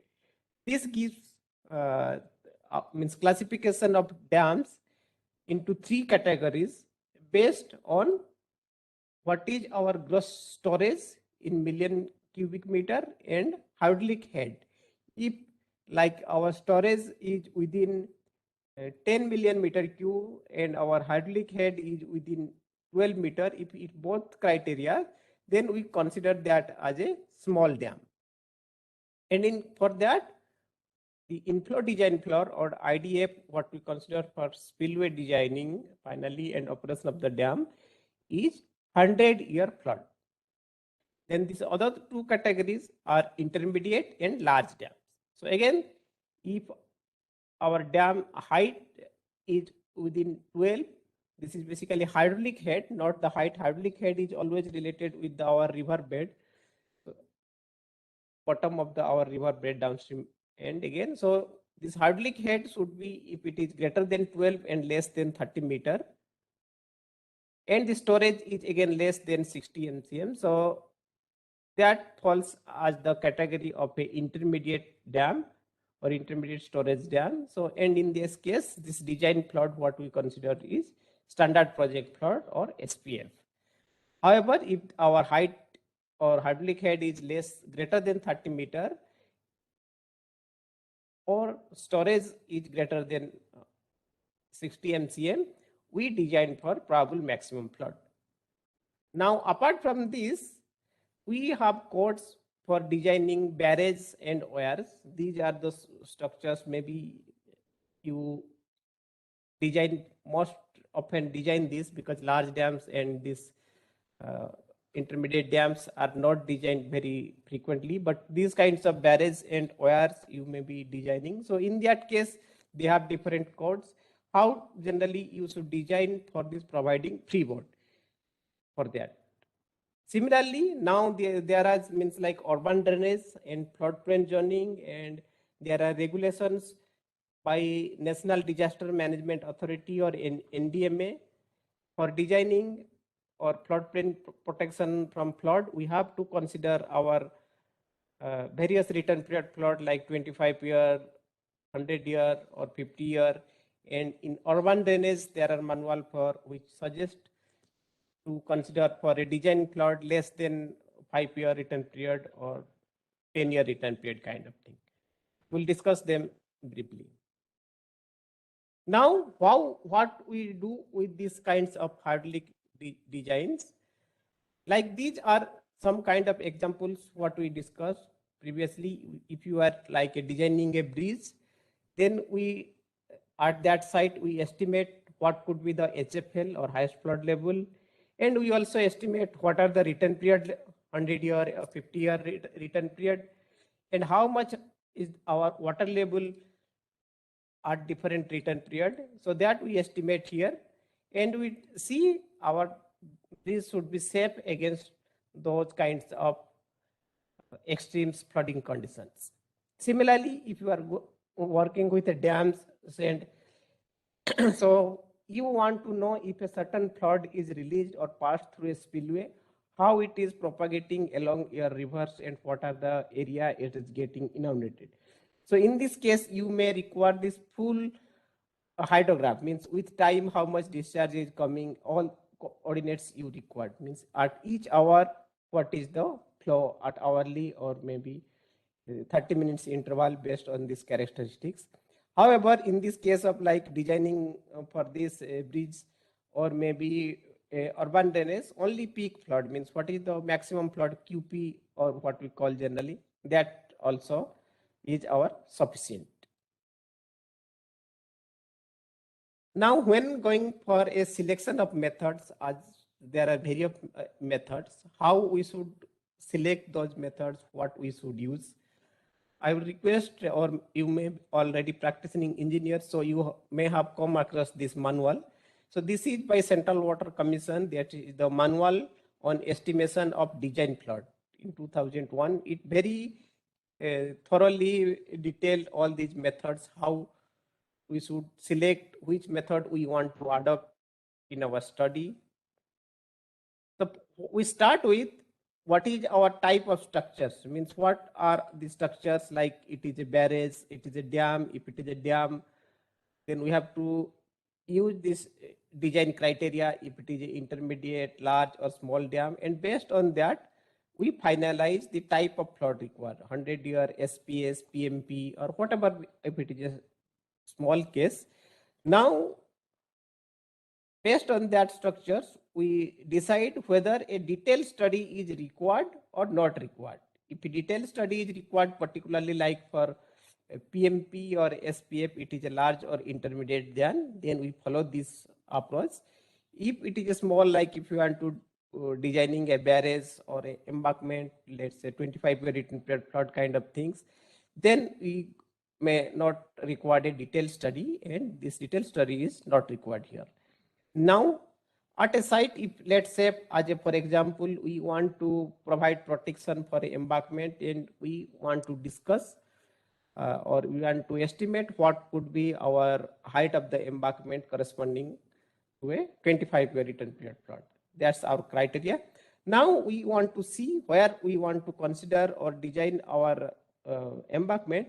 Is there any discharge data, what is called annual flood peaks? This maximum series is available at that site or not available. If this data are available, then we should go for a flood frequency approach. There is detailed descriptions, and in any lectures you may be go how, if you have a annual maximum flood series, how you can estimate floods for different return periods. But for this, you require to have a gauging site at that.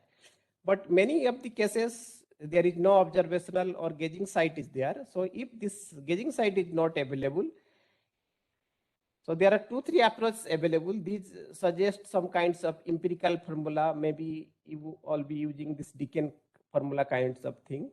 And sometimes what we do, in addition to this huge kinds of this empirical formula like Deakin's formula, we estimate this where the gauging site is available, means wherever this data of a flood series is available, we use that for estimating at that site, and then we transfer that to our locations using this empirical formula, and many often it is our Deakin's formula. That's the standard practice generally followed by our ministry and getting clearance by the CWC. Now, when we say it is a intermediate or large dams, then we require a detailed study. Detailed study, maybe we require to develop a rainfall runoff modeling or maybe synthetic unit hydrograph. I think in one lecture is there. We will discuss that in detail. So what it required then, now if you want to have a detailed study is required, we required like this specific catchment hydrometeorological data. So this catchment hydrometeorological data like rainfall and discharge at means like hourly scale is also very important. So these data are available or not. If both rainfall and discharge data are hourly available, then we can develop a rainfall runoff modeling, or you can develop a unit hydrograph and you can go for that. Otherwise, what we do, we use a synthetic unit hydrograph approach. If our rainfall and discharge data at short interval, hourly scale or sub-hourly scale is not available, then we go for this synthetic unit hydrograph approach.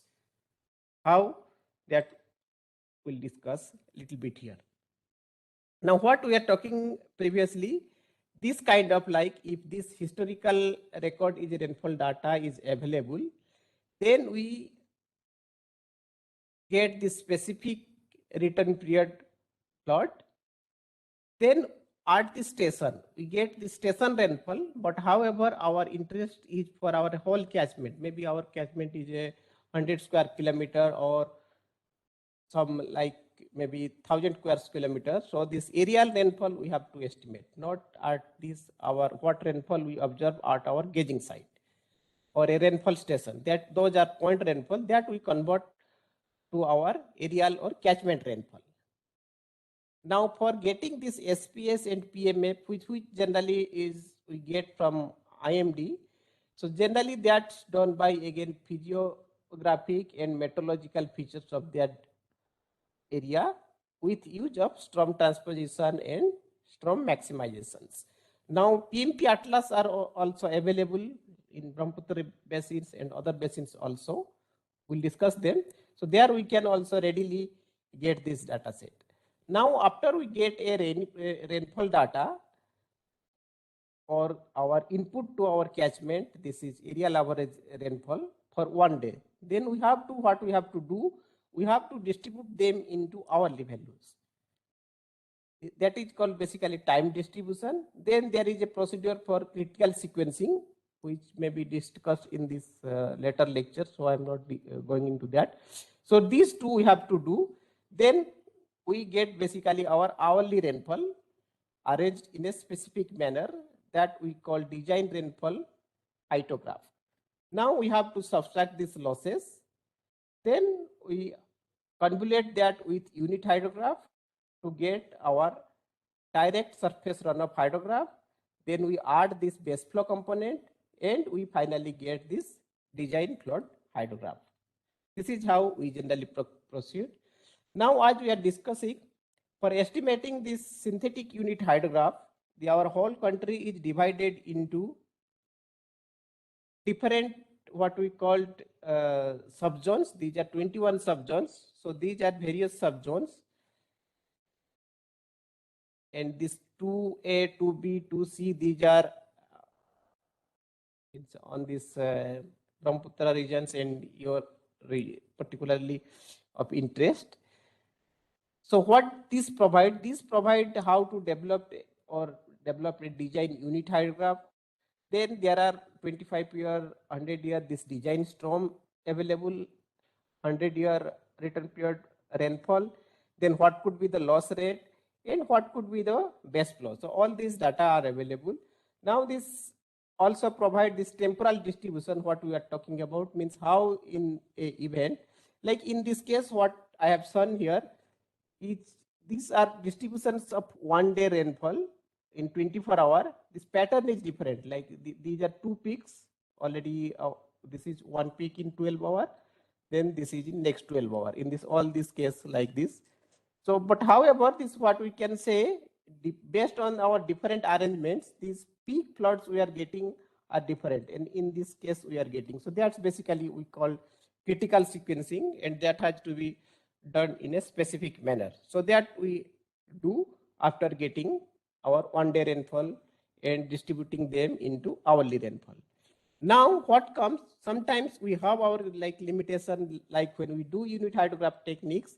So this area is up to like 5,000 square kilometer we can apply. If we have a larger catchments, we then divide them like into different sub catchments, and then we can do a hydrologic routing.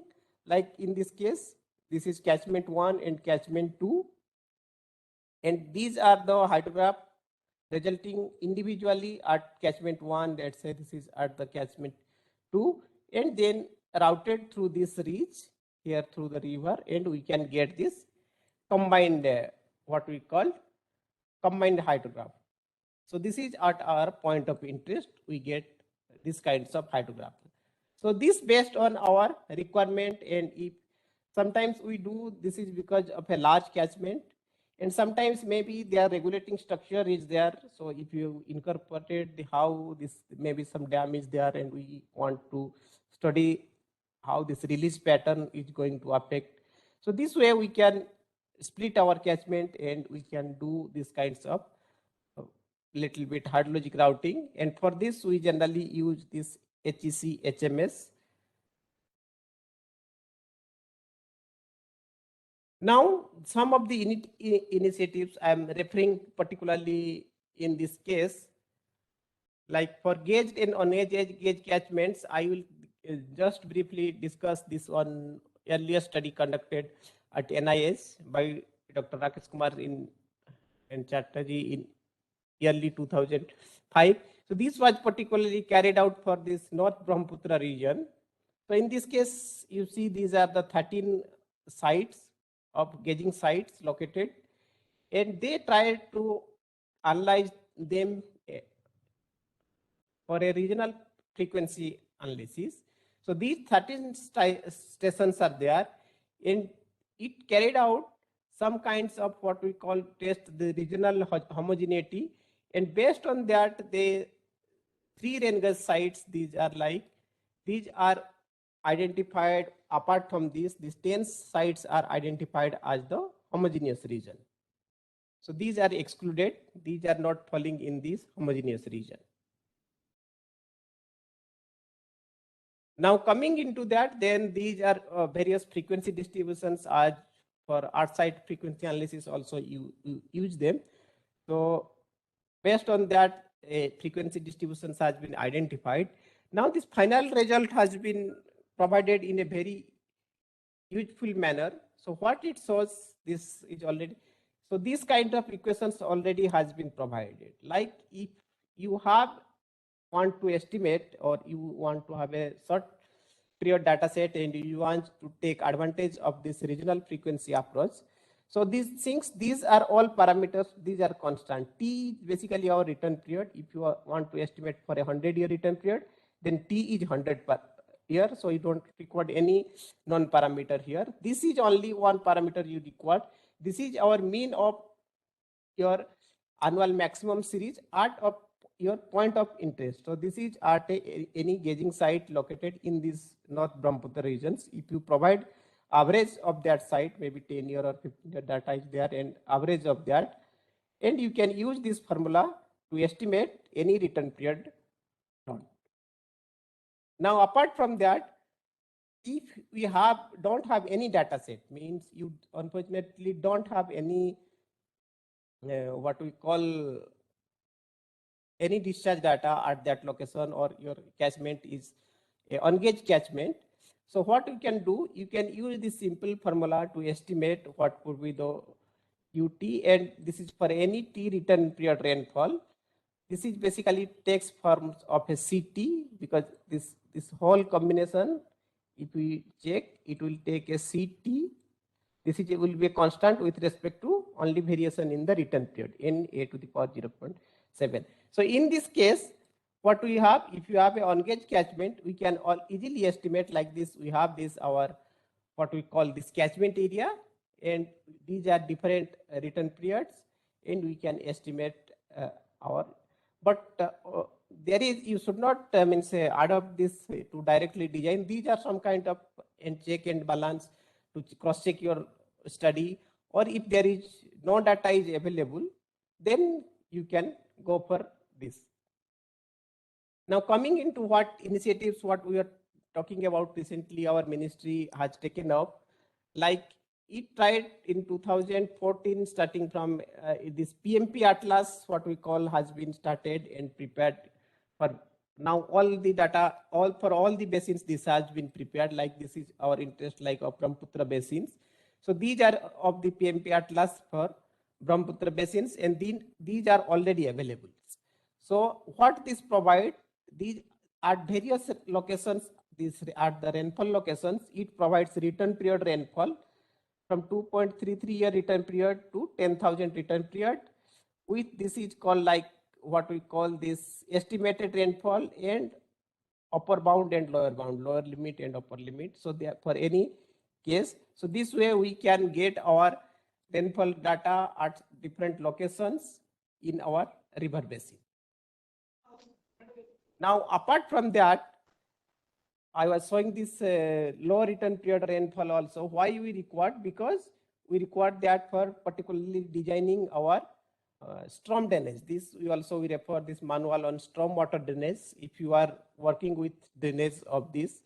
But this manual, what we is generally provided is how these drainage systems would be with respect to tidal effect, if there is high tide or low tide in coastal area. However, in your case, you can combine, like if you are in particularly for Guwahati city, if drainage is draining into Brahmaputra river, so how this stays in the Brahmaputra river also affect this drainage system, so that you can as a tail end or as a boundary condition that can be also incorporated and studied. Now in this PMP Atlas, there is a method to estimate, apart from this rainfall of various return period, this gridded means at every 1 degree grid, this PMP and SPF, both data set are there from SPS. These are converted, this methodology I am not going. So this is available and I will show how to use them.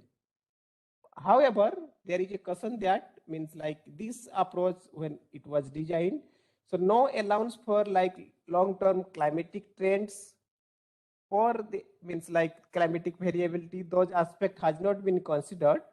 So now coming into this PMP grids, as we have were telling, so this is generally provided with respect to what 1 by 1 grid. Like if you say like in the Brahmaputra region, this is 1 grid and this is at 90 degree, then this is at 91 degree. So at every 1 degree interval, it has been provided. However, these are very hilly regions. So you can see in this area, so these are provided at a closure interval like 0.25 degree interval also, you can get this grid. So at this each grids, we can find our SPS, standard project storm, and probable maximum precipitation we get is available, so we can use them in our study. So all these things have been means felt while designing this our DREAP project. Maybe I think all these states are also now in that is a dam rehabilitation and improvement projects. So what they have tried in that case, like this one case study from them, I am just showing. These are all states where in the first phase of the DREAP, those states are there. So you can see when all dams, means our earlier dams were designed based on empirical formula or sometimes what we call this inadequate length of data set. And now they are evaluated based on our new data set, new methodology, and a longer set of discharge or rainfall records.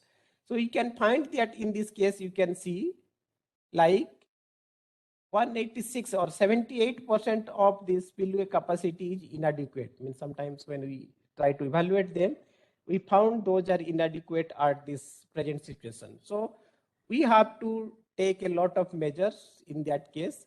So one thing is like in that case, like augmenting existing spillway. So in this case, like Hirakud Dam, they are proposed to construct a new spillway.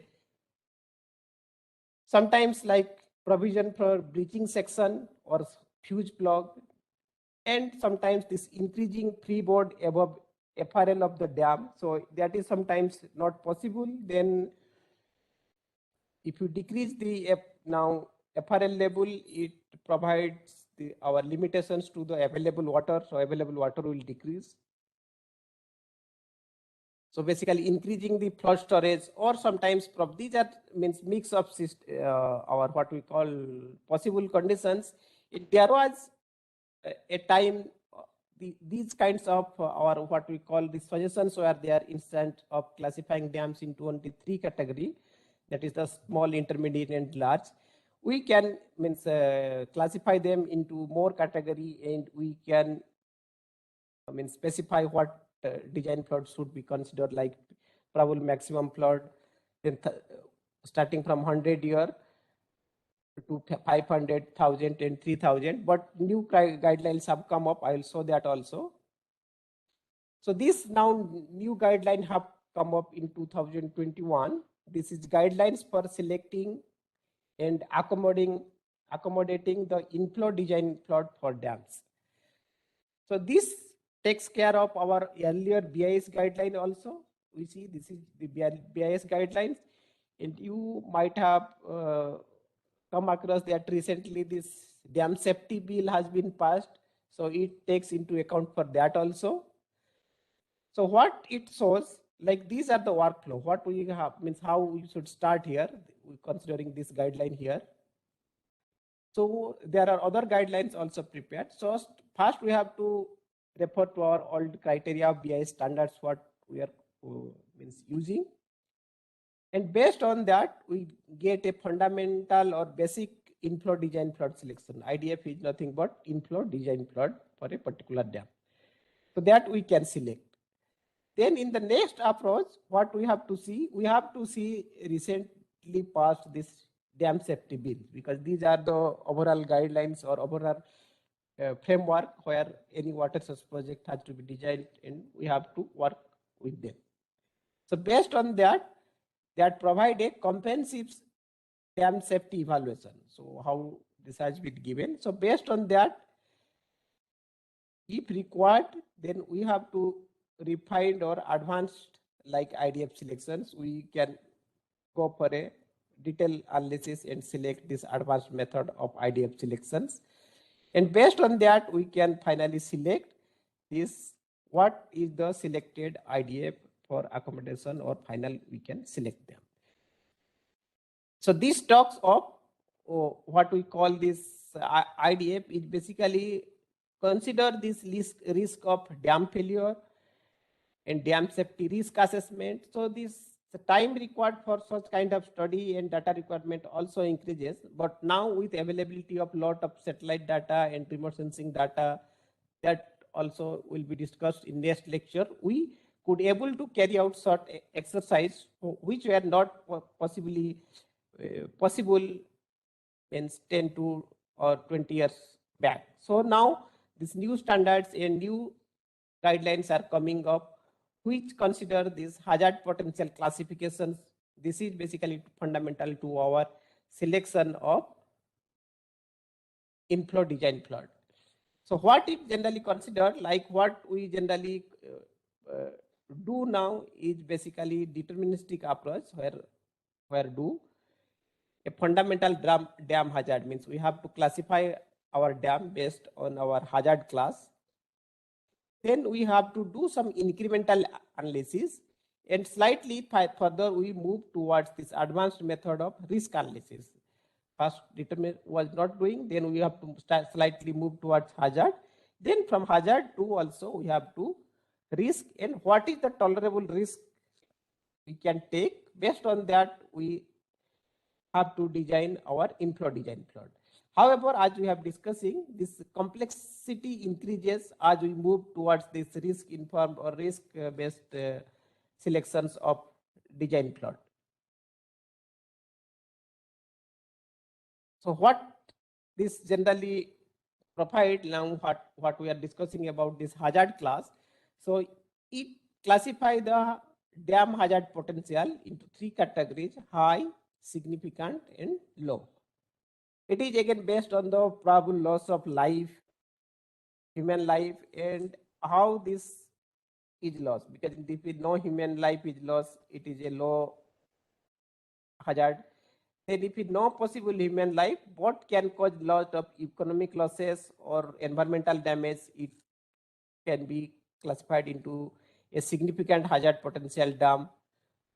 Then if there is a possible loss of human life, then it falls into a high hazard class. And in that case, this inflow design flood would be always like probable maximum flood. But in case of significant, it is talks about taking a 1,000-year return period flood. And in case of low, what is yearly like a small dams, what we consider this 100-year return period flood. So these were some of the suggestions given in the recent guidelines or recent recommendations we are using. Now, at the end, I would like to highlight this also. Means recently, like what we called when we move towards this risk-based or a hazard consequence approach, what it talks about, like if we have a dam or if we have a non-dam, means like this, consider a case, we construct a dam, and this blue line is corresponding to in consequence in terms of depth and velocity, what's happening without a dam failure, means there is no dam failure. Then also if there is no dam, this probable maximum flood or 100-year return period will be there. So it will have some consequence. So without dam failure also, we are having some kind of consequences which increases with reference to different return period. Means consequence will be low, let's say low for a 100-year return period, or maybe a 1,000-year return period. These hazards or consequences will be high because obviously we are getting a higher flood. Now what happens, we constructed the dam and consequence assuming a dam failure. So there is a inflow or there is a flood hydrograph is there, and at the same time this dam also fell. So already there is a storage in our dam, so this consequence will increase because this is addition to our what is the natural discharge in the river. So this consequence is again greater than that. But it is expected that at some point those two lines or those two curves will cross each other. So that should be we considered or take as a inflow design flood. So this is now advocated, but I don't know in practice it is still to come. But this is the our what we call this. We will move towards this approach, and this is what recommended in this recent guidelines. Now coming towards, we have discussed various methods what were available in this recently developed manuals under dam rehabilitation and improvement project also. Considering this, that this India is means third largest country in terms of number of large dams, we have more than 500 dams. But however, this we see if our old practice or current practice also, many times we use empirical formula, flood estimation formula, then flood frequency analysis and meteorological approach. However, when we comes into practice, this most commonly used or adopted frequency or distributions what we use is Gumbel method, which is a version of generalized or GB extreme value distributions that only we use. And the other limitations is in many catchments still we don't have means enough record of stream flow, and sometimes stream flow data is available. We don't have our short interval or inadequate rainfall data, sometimes not interested at our desired locations. These are available sparsely at selected gauging sites only. Then also we think in future, considering this climate change and non-stationary and or land use changes, so lots of uncertainty are coming on. We need to address them also in better management of our flood control and selecting this designing of our structures. Now with this, before concluding, we think we have to go for formulating the new standards. Already these have come up now, many standards we have come up for this revision of design floods. These new guidelines have come up, but this again has to be go into practice in designing, and maybe through these kinds of trainings and all will be emphasized to consider those guidelines. Then review of hydrology, because this is necessity by factor like considering this meteorological knowledge, climate change, non-stationary, then there are a lot of diversion and regulations are there.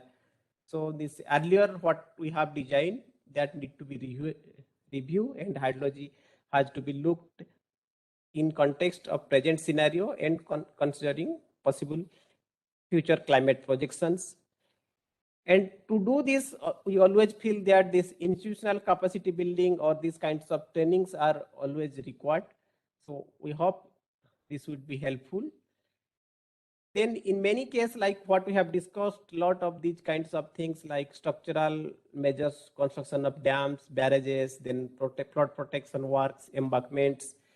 So in many cases, the structural invention are not means much helpful after a certain extent. So we have to go for non-structural measures for flood control or flood risk management, considering other aspects also. And this newly, these risk factors, as we have discussed in the last part, these new guidelines are coming up with this incorporation of risk factor in design floods that has to be looked into. Then finally, we should design our, take this flood in concept of a sustainable flood risk management. Then this sustainable comes also when we try to do, there are also a lot of like environmental, social, economic, all kinds of things are there, but we should slowly move towards this sustainable flood risk management. Okay, so I think it is already about to be over 1 o'clock, so I stop here. And if anybody has any questions or any clarifications, or they want to share their experience, you are welcome. Thank you.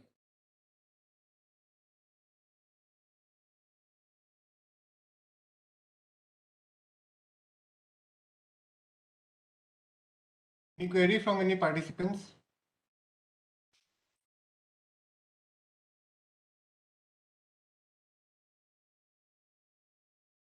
Anybody, if they want to ask any questions or they want to discuss their problem, they are welcome.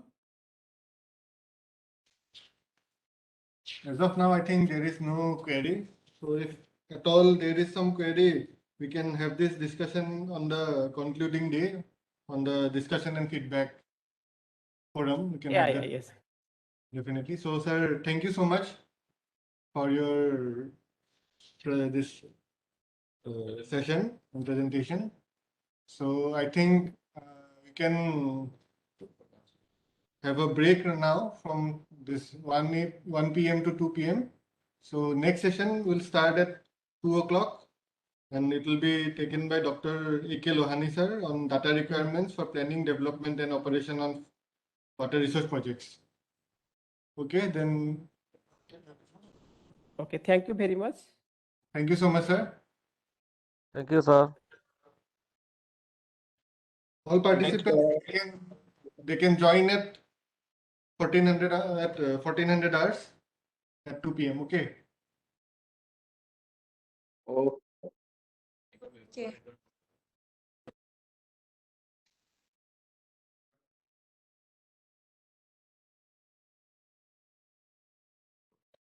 So next session, Dr. Lahoni sir. So he's a very experienced person on this such kind of a program. So all participants are requested to join in time. okay, sir. Okay, sir.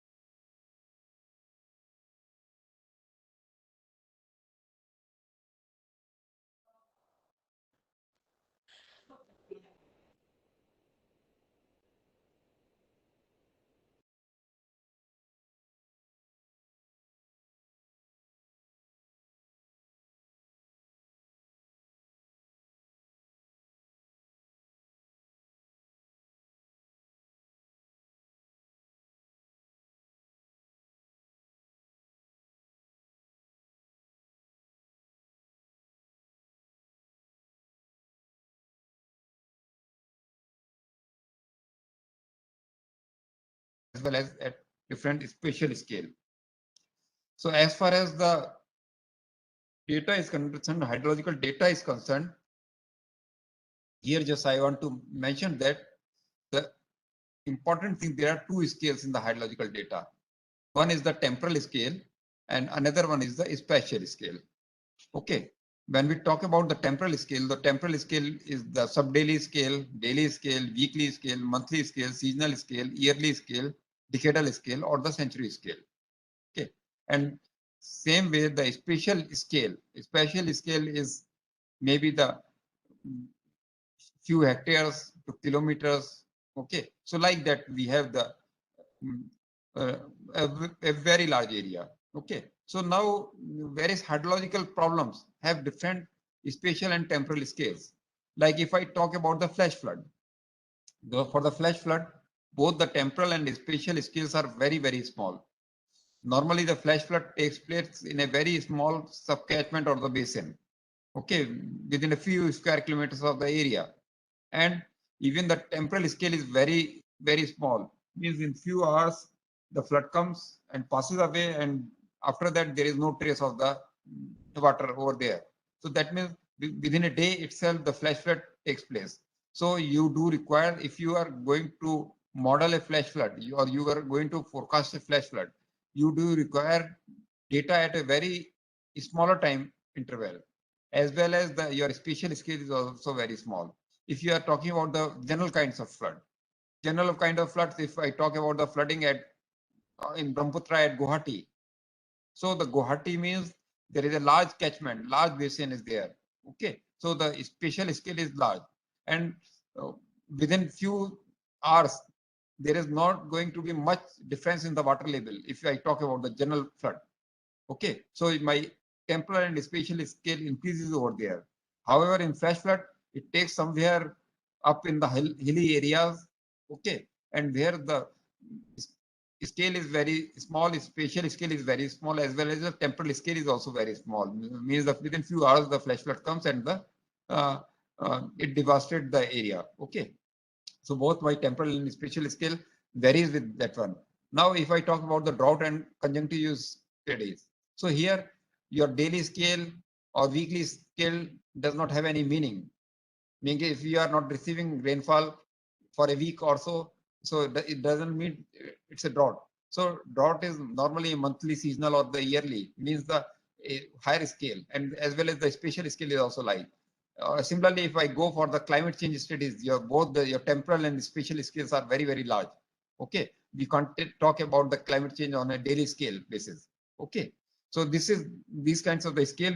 First, one have to see what type of problem is there, what type of issues are there, what you are going to deal, and accordingly you have to select both spatial and temporal scales. So now when we talk about the water availability studies, so the water availability studies, they require different kinds of the data. So basically they provide the estimates of the percentage dependable flows depending upon the purpose of the project. So the data requirement for the water availability studies are runoff data of a specific duration, means the daily, 10 daily or monthly.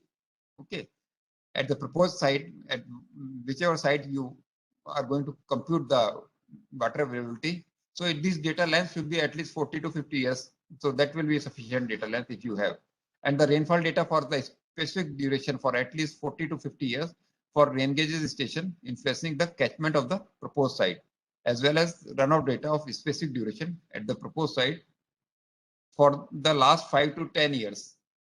Okay, or you do require rainfall data of specific duration of the catchment of the proposed site for the last 40 to 50 years and runoff data of the specific duration and concurrent rainfall data of the existing work upstream and the downstream of the proposed site for the last 5 to 10 years or more. So these are the kinds of the data you require for the water availability studies. Then you do require the rainfall data of specific duration of the catchment for the last 40 to 50 years for the proposed site, and runoff data and concurrent rainfall data of specific duration at existing works on a nearby river for 5 to 10 years or more, provided topography. Means if suppose your basin is ungauged basin, you don't have the data over there, you are not measuring the discharge data over there. So just collect the data, discharge series data of the nearby basin, which is hydrological similar basin, and develop a rainfall runoff relationship over there, and then just transfer that rainfall relationship to your own basin where you want to compute the water availability. Okay, and then from that rainfall runoff model, you generate a long series of the runoff over there, and then you just compute the availability of the water in your catchment. Okay, and sometimes what we do require, if your basin is ungauged, so you do require some catchment characteristics for developing a rainfall runoff model over there for ungauged basins. So that is the thing. So this is one of the example. If I tell here, so these are the data. Runoff data series is there. This is year wise data. Just a minute. I like this.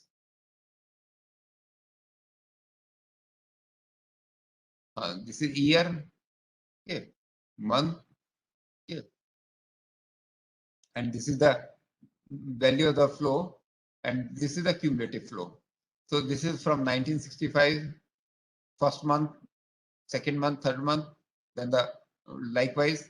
Okay, so these are the for different month: 10th, 11th, 12th month, first, second, third to 12th month, then 67, 1 to 12 months. So these are the flows, runoff, and this is the cumulative flow. Now we are putting all these flows in a descending order. This is a descending order. Then we are marking this as giving it these rank. So highest rank for the highest values and the lowest rank for the lowest values. Then we are computing the probability. Okay. So here m upon n plus 1 we have given. So we have used the Weber's formula. From the Weber's formula, we are computing the probability. So here just see the probability.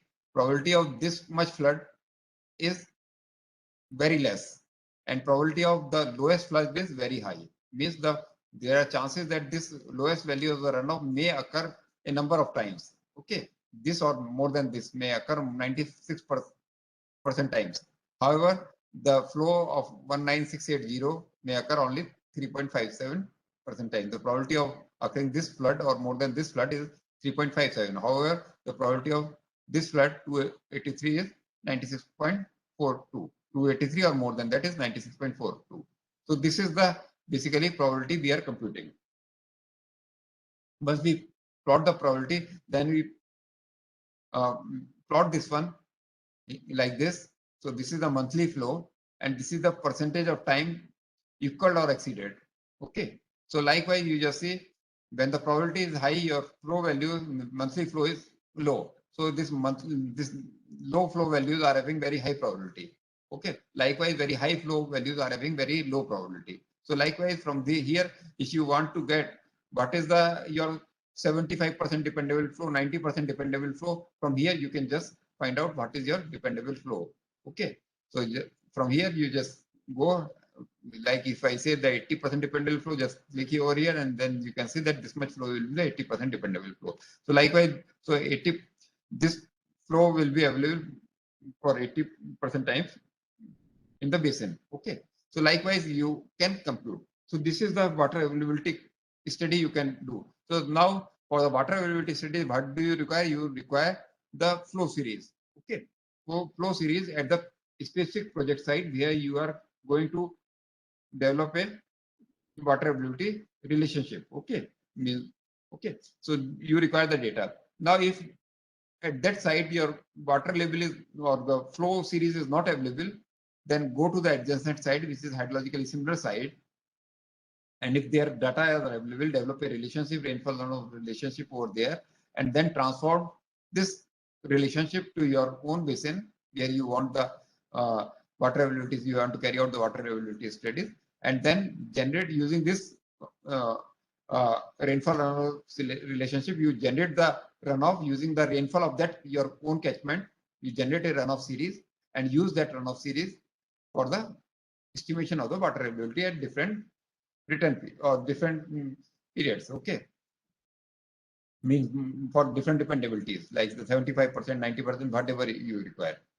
Now, another issue in the hydrological modeling or the hydrological process is the design flood estimation. In the morning, Dr. Patra has told you about the design flood estimation. Now, for the design flood estimation, if you want to go for the design flood estimation, you want to construct a structure, a reservoir, or some small projects. So you do require the various hydrometeorological data for that. Okay. So now, what kind of data do you require? So here are the different data that are required. Now, the design is you want to design the storm sewer, you want to design the spillways, you want to design the diversion works, bridges, culverts, and other flood control works. So there are various hydro projects are there. So which one you want to construct? Okay, which one way you want to design? Okay, so first of all, just see what you want to design and what is the importance of the structure and what is the economic development of the surrounding. So decided upon the design criteria of the choosing the flood magnitude. So that depends on the basis of that we do select the your design flood accordingly. So this may be the PMF, this may be the SPF. Now one thing is that once you are going for the design of the flood, there are two terminology are very important. One is the probable maximum flood. Then another one is the standard project flood. So when we talk about the probable maximum flood is the flood discharge that may be expected from the most severe combination of the critical meteorological and hydrological conditions.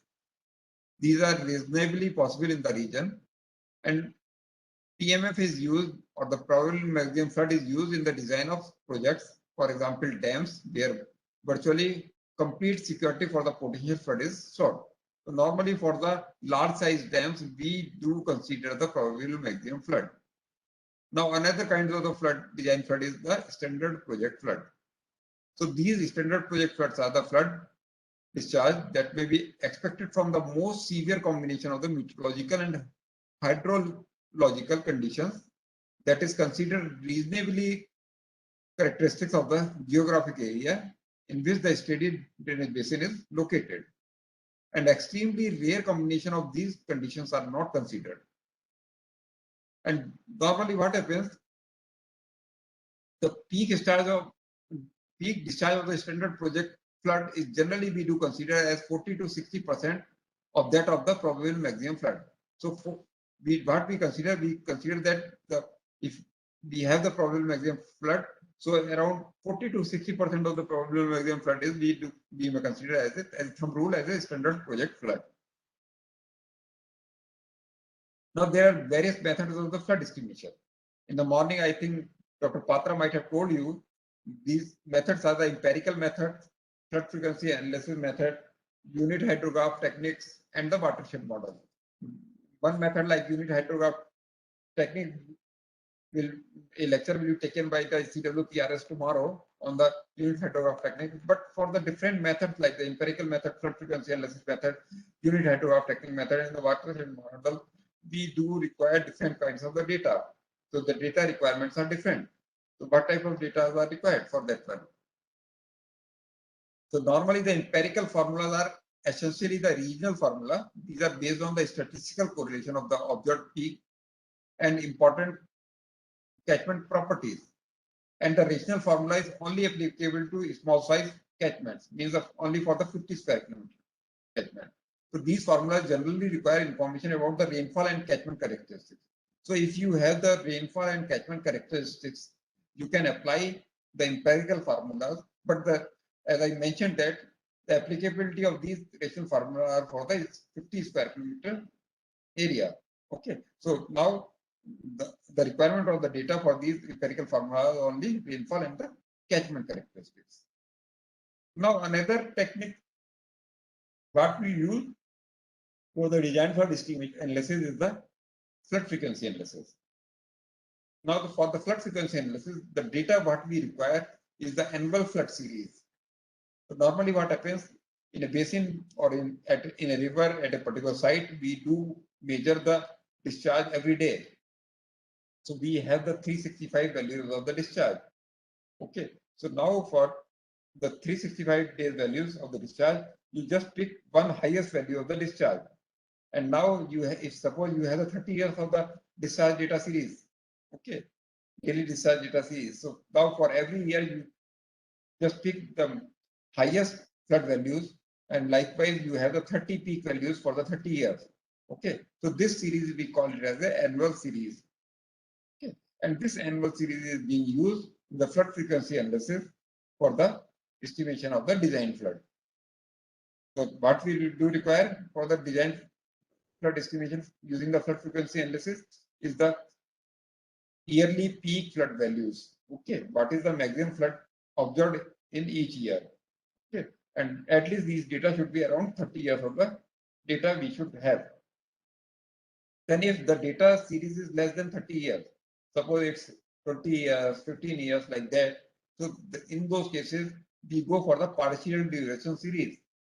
In the partial duration series, what we do, we make a threshold value of the flow, and the values which are more than those threshold values, we take all those values. So we keep the threshold value in such a way that each and every year we get at least 2 to 3 values more than that threshold value. So likewise, if we have 10 to 15 years of the data and the values every year from above the threshold values are 2 to 3 values are there. So around 30 values or more than 30 values we get from the 10 to 15 years of the data. And that is called the partial duration series. And that partial duration series is being used for the carrying out the flood frequency analysis.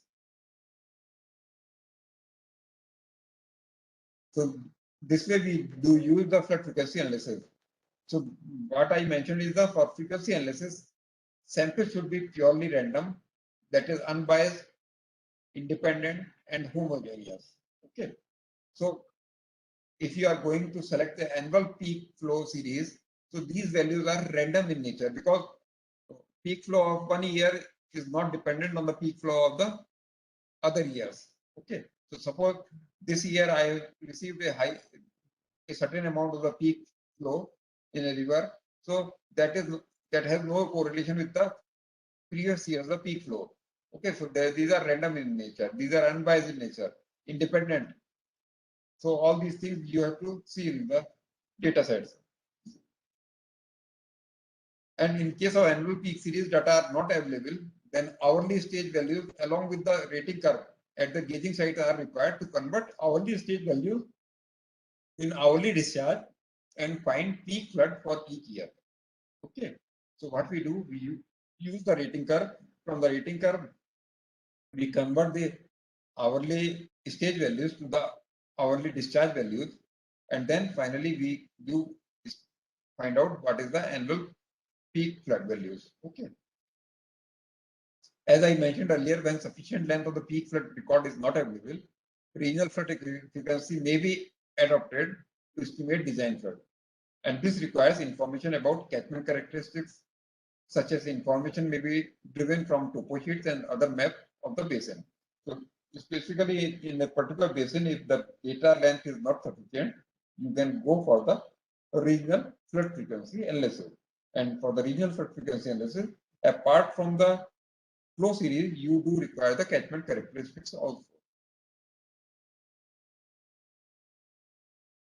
Now, I mentioned that apart from the flood frequency analysis, there is another method is the unit hydrograph method for the design flood estimation. For the unit hydrograph method, what kind of data you do require? You require the drainage basin map showing the contours and the river network. Okay. Network of the ordinary and self-recording rain gauges station means how many rain gauges are there in the catchment, what is the catchment boundary, what is the contours, what is the river network, and observed rainfall data for ordinary and self-recording rain gauges, what is the rainfall data which you can collect from the ordinary or the self-recording rain gauge. Major historical flood events, at least the data for 4 to 5 flood events are needed for gauge catchments. Then you do require the daily gauge and discharge data at the gauging site, rating curve for the gauging site, then hourly gauges values for the corresponding 4 to 5 flood events. Okay. Because here what you do, you go for the event based modeling. From the event, you just develop a unit hydrograph. Then you require the design storm, probable maximum precipitation or standard project precipitation values for different duration, means the 1 day, 2 day, etc. are required for depending upon the structure for which the design flow is to be estimated. Then you also require the time distribution of the probable maximum precipitation of the standard project. So likewise, you require the data for these time distribution. So these probable maximum precipitation and the standard project storm, you require the time distribution. Then another kinds of information you require is the design loss parameters.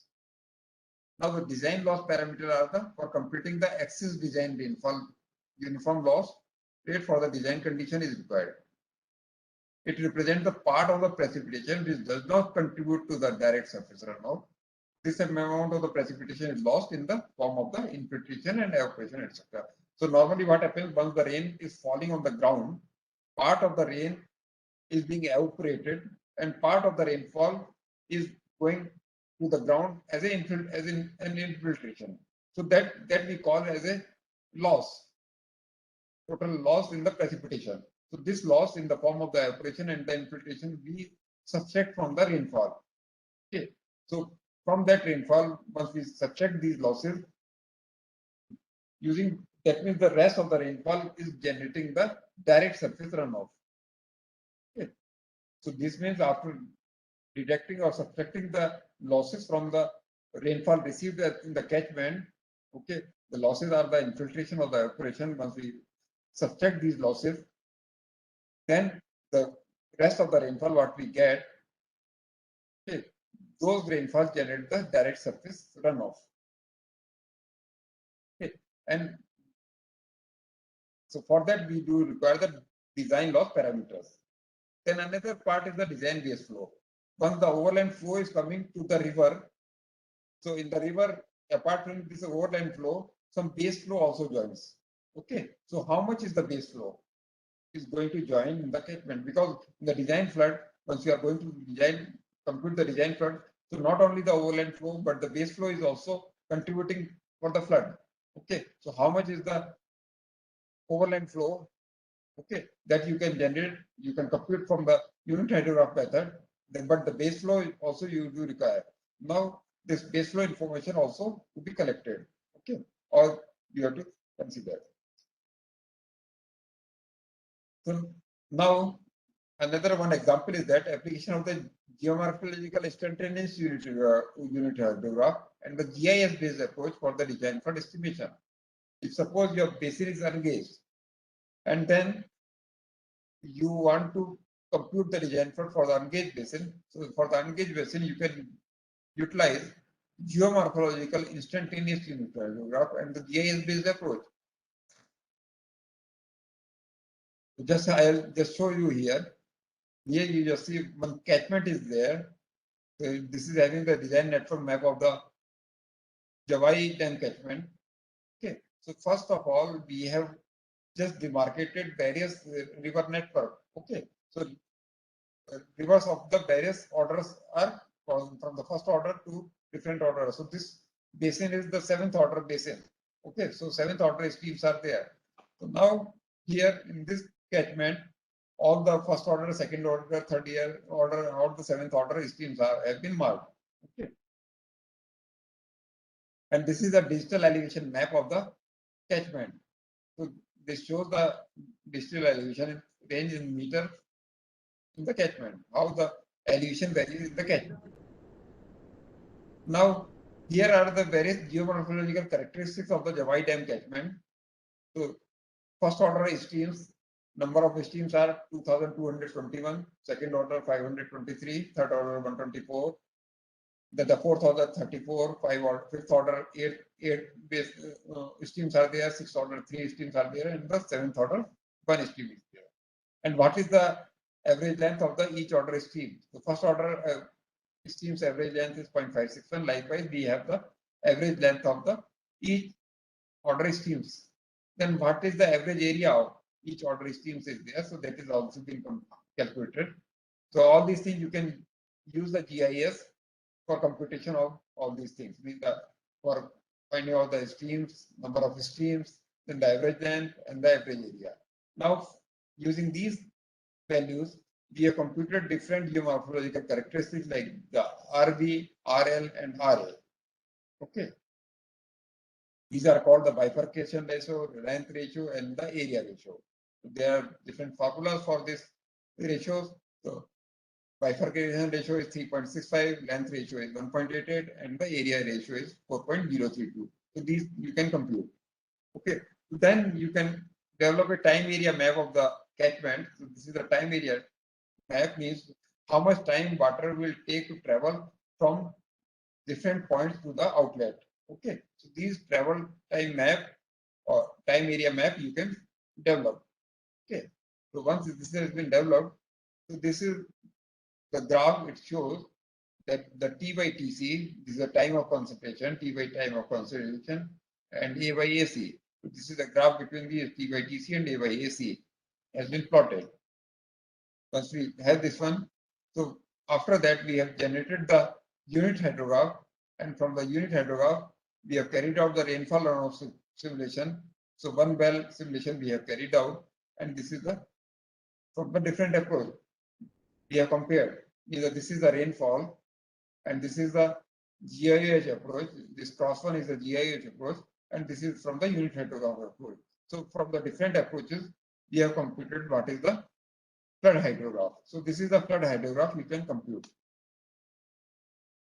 So these kinds of the studies you can carry out. Okay.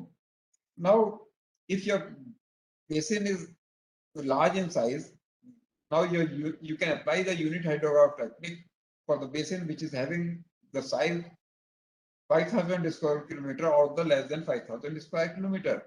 If your size of the catchment is more than 5,000 square kilometer, you have to go for the watershed kind of the model. Or the network kind of the model you have to develop. So there are various models are available, watershed model. There are NWSRFS model, USDHL model, HBD model, CLEANS model, NEM model, SWAT model, TOP model, and many more models are there. And these models, some of the models, they have the large parameters, a number of parameters are there, and the more data requirements are there. So depending on the type of the problem, what type of problem is there, what type of data we do have, okay, for our basin, we do select a specific model for the design flood estimation. Then there are certain physically based distributed models. Now, in the physically based distributed model, though the models are very good to provide information about the floods, but the data requirement is very high for the physically based distributed model. We do require a large size of the data. Like if you see, if you are going to use a C model, okay. So here in the C model, this is physically based, fully distributed model, and the data requirement is very exhaustive for this model. Okay, and normally we don't have so much amount of the data to use this C model. And if we don't have the data and finally we go and dumping all these information, to better we should go for the full conceptual on the alarm model. Okay. And if we have the sufficient data so that we can apply the C model, then we can go for the C model. Okay. So normally the data requirements for the C model are the, as I mentioned, these are the physically based model, physically based and distributed model. So they do require large data sets. So the data what we do require is the catchment geometry, like the topography. Okay, you do require the soil depth. What is the soil depth? Then what is the river geometry? River geometry means the cross sections, the river network, and information about the structures. Then you also require for the catchment, what is the vegetation type, what type of vegetation is there in the catchment, and what type of soils are there. Okay. So different soil types you have to just find out. Then the roughness coefficient for the overland flow and the river flow, you require the Manning-Sen values or the roughness values, soil cracking coefficients, depth to drain and subsurface drainage coefficient, snowmelt parametric data like the rainfall and meteorological station network, stream flow data, and other relevant data. Then you also require the boundary and initial condition. You do require the PET, potential evapotranspiration data. So all these kinds of the data you require. And there is a data limitation of the sea. As I mentioned, some of these data may not be generally available. For example, a complete information of relationship is not seldom available. And however, other application studies already have gained some knowledge about the possible form of this relationship. And the information available in current literature may be utilized for the evaluation of the relationship. Sometimes we don't have the sufficient data. Now from the literature and other things, we can get those information and utilize in the model. Then another kind of studies is that is the floodplain zoning. We have a lecture on the floodplain zoning to carry out the floodplain zoning. But what type of data we do require for the floodplain zoning? If you are going to develop a floodplain zone, the flood affected areas, so what type of data you do require to develop a floodplain zoning map? So for the floodplain zoning map, you require different kinds of data like information about reservoirs and major water resources structures, contour map, preferably at the shorter contour interval because you do require the complete topography and the river network. Also the location of the various rain gauge stations and the stream gauging sites, what are those? Then the index plan showing details of the meandering rivers. So we have the river in meandering where they are bending. So these kinds of information you require. You also require the map providing geological details about the basin and the map giving details of the land use of the basin. So that on the basis of the land use, you just demarcate the area which may cause more devastation on those areas. So likewise, you also need to develop a land use map. Then, as I mentioned that you require the discharge data. Okay, so for the discharge data, you also require the rating curve at different gauging sites. What are the rating curves at different gauging sites? So that you can compute, if you have only the gauge values, so you can compute the discharge using the gauge values. Then you also require the annual flood peak series and the hydrograph of the corresponding flood peak at the confluence.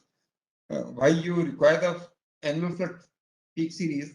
The annual flood peak series is required so that you can compute the discharges or the flood at different return periods. As I mentioned earlier in my previous slide, then once you are going for the design flood estimation, you require the annual flood series. Okay. From the annual flood series, you can compute the floods of different return periods. And from the different return period floods, if I say that a particular return period flood is coming in the river, then how much area is going to be inundated? And from that, you can say if this much flood is coming, if the 100 years return period flood is coming, then this much area will be inundated. So this is the floodplain zone of the 100 years return period flood. Similarly, floodplain zone for the 200 return period flood, floodplain zones for the 5,000 return period flood, or the 1,000 return period flood. Now, for that, what we require the annual flood series. For the annual flood series, you have to compute the design flood for the specific return period, and then using the hydrodynamic modeling, you have to just see how much area is going to be inundated if that much amount of the flood is coming in the river. Okay. So another important data what you require is the roughness characteristics of the floodplain and the channel from velocity measurements or the sediment size of the riverbed at various sites. You do also require the satellite data, like you can have the list data or the pen, etc., or the landslides data. So you require those kinds of the satellite information.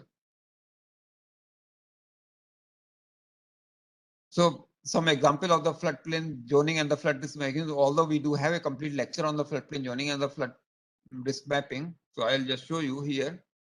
So here, one example is that from the river Baksa to Rajendra Nagar bridge side, floodplain zoning is there. So this is the main river. Okay, different rivers are joining over there. The Son, Konpan river, Gandak river, and the Ghagra river. Okay, so these are the rivers are joining. So you have to carry out the hydrodynamic modeling for the main river. Okay, so how much area may be flooded? So the broad steps of the floodplain zoning are the estimation of the floods of various return period. As I mentioned, you have to carry out the study so that you can find out the various return period floods. Then the preparation of the DEM, digital elevation model of the study area using GIS, computation of the flooding of various return periods. So you can use any hydrodynamic model for the computation of the flood.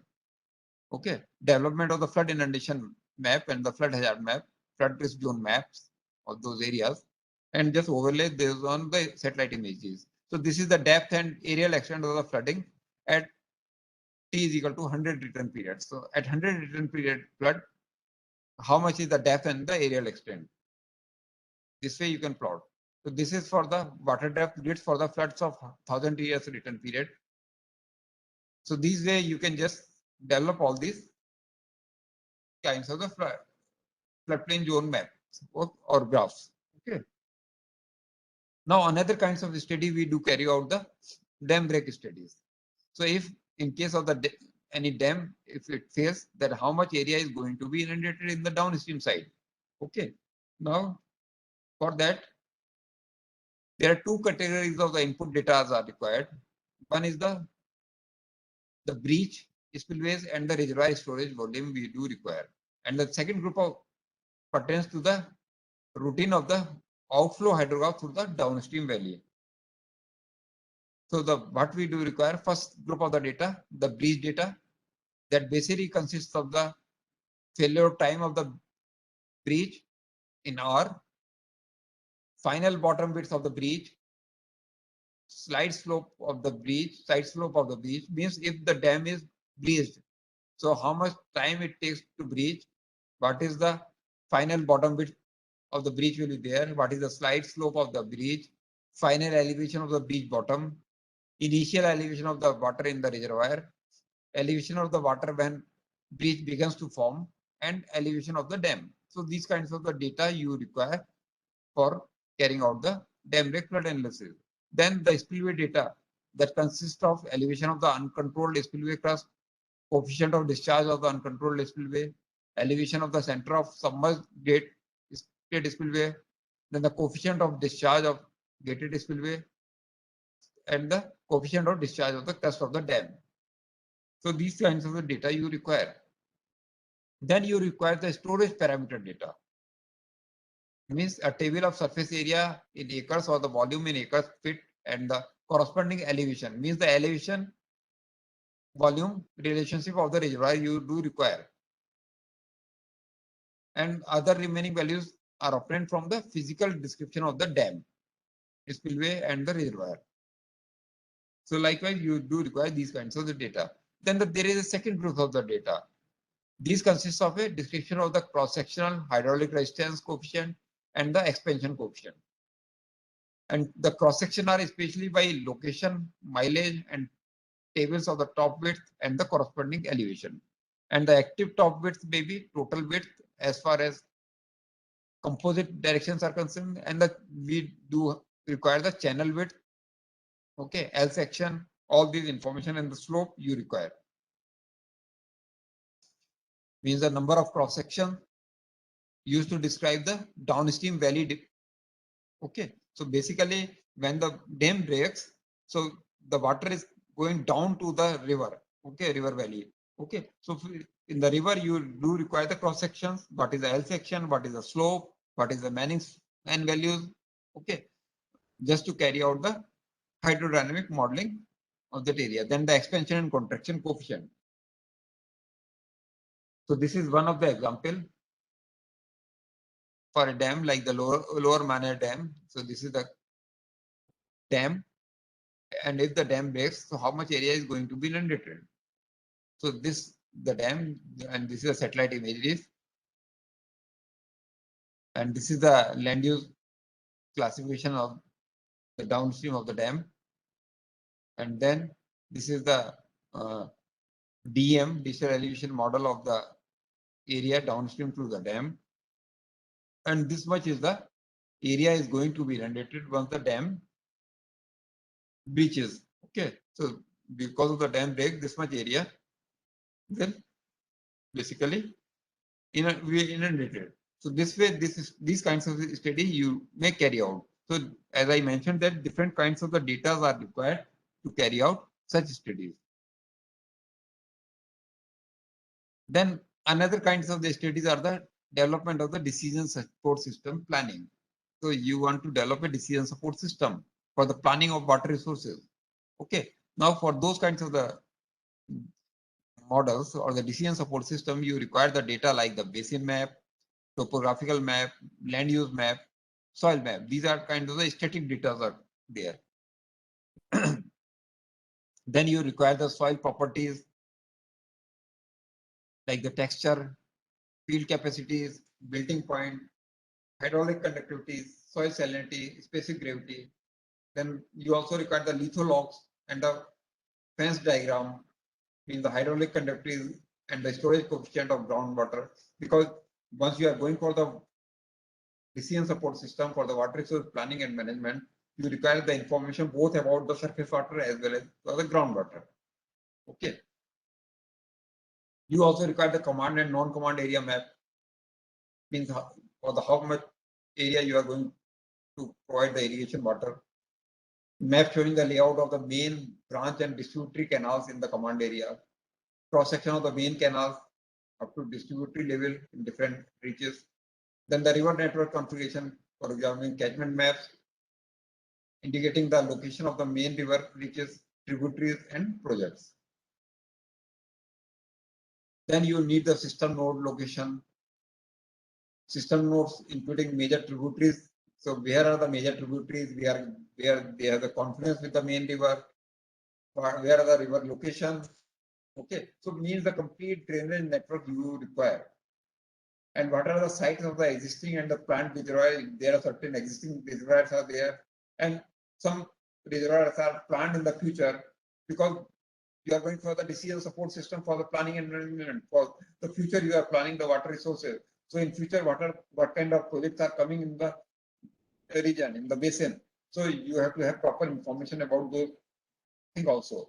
Then how many barrages are there? What are the barrages? And other hydraulic works, what are there?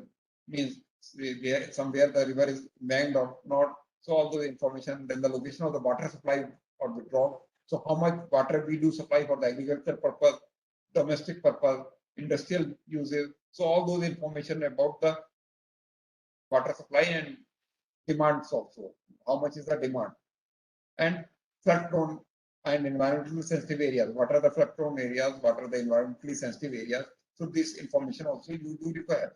Then apart from that, as we know that the major user of water is the agriculture. So you require the information about the cropping pattern, showing and harvesting time, because at different time of the cropping, the water requirement is different.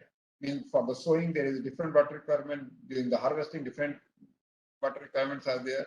So likewise, you should have the information about the sowing and harvesting time of different crops grown in that steady area, and the water application. What is the water application rate for those crops, and what are the crop coefficients? So all those information you do require. Then you also require the information about the reservoirs. How many reservoirs are there in the catchment? Okay, so accordingly you can plan. So those reservoirs, whether these reservoirs are the single purpose reservoir, multi-purpose reservoir, means if they are multi-purpose reservoir, then how much water is required for the irrigation purpose, how much is required for the hydropower generation purpose, how you deal with the flood situation, if they are also dealing with the flood management. So likewise, you all these information you require. So what is the name of the reservoir, where is the location of the reservoir, on which major river each the location reservoir is located. Okay, and what is the year of construction, and how much reservoir is normally being filled. So what is the all these filling information? Okay, when it get emptied, so this information you do require. Then you require the location of the irrigation and water supply withdrawals related to the reservoir or barrage site. Also from the river upstream of the reservoir, and withdrawal directly from the reservoir storage, or withdrawal from the river downstream from the reservoir. So all these kinds of the information you require. So sometimes what happens from the reservoir itself, there is a direct release is there for the drinking purpose and other purpose. Sometimes from the downstream from the canal, we supply the water for the drinking purpose or other purpose. Okay, so all those information you have to mention, you have to just collect all those information for the planning purpose. Then the hydropower facilities. What is the hydropower facilities? How many number and type of the hydropower turbines are there? Then what is the water release pattern, quantity and timing of the hydropower generation, turbine operational range, then the turbine generation characteristics. Then you also require the large scale water uses, like the location of the large domestic, irrigation, industrial water supply withdrawals related to the system nodes. So this information you do require. Then there are certain semi-static kinds of the data are required. So these data are river channel discharge capacity and the design irrigation demands, data pertaining to the seepage from canal, mean the field canal efficiency, water application efficiency under different branches and the distribution groundwater uses. So these kinds of the data you require. Then active reservoir storage. How much? What is the active reservoir storage? Level ranges. Okay. Change of reservoir storage. How much is? What is the siltation rate in the reservoir? What is the tailwater curve? Okay. What is the elevation curve?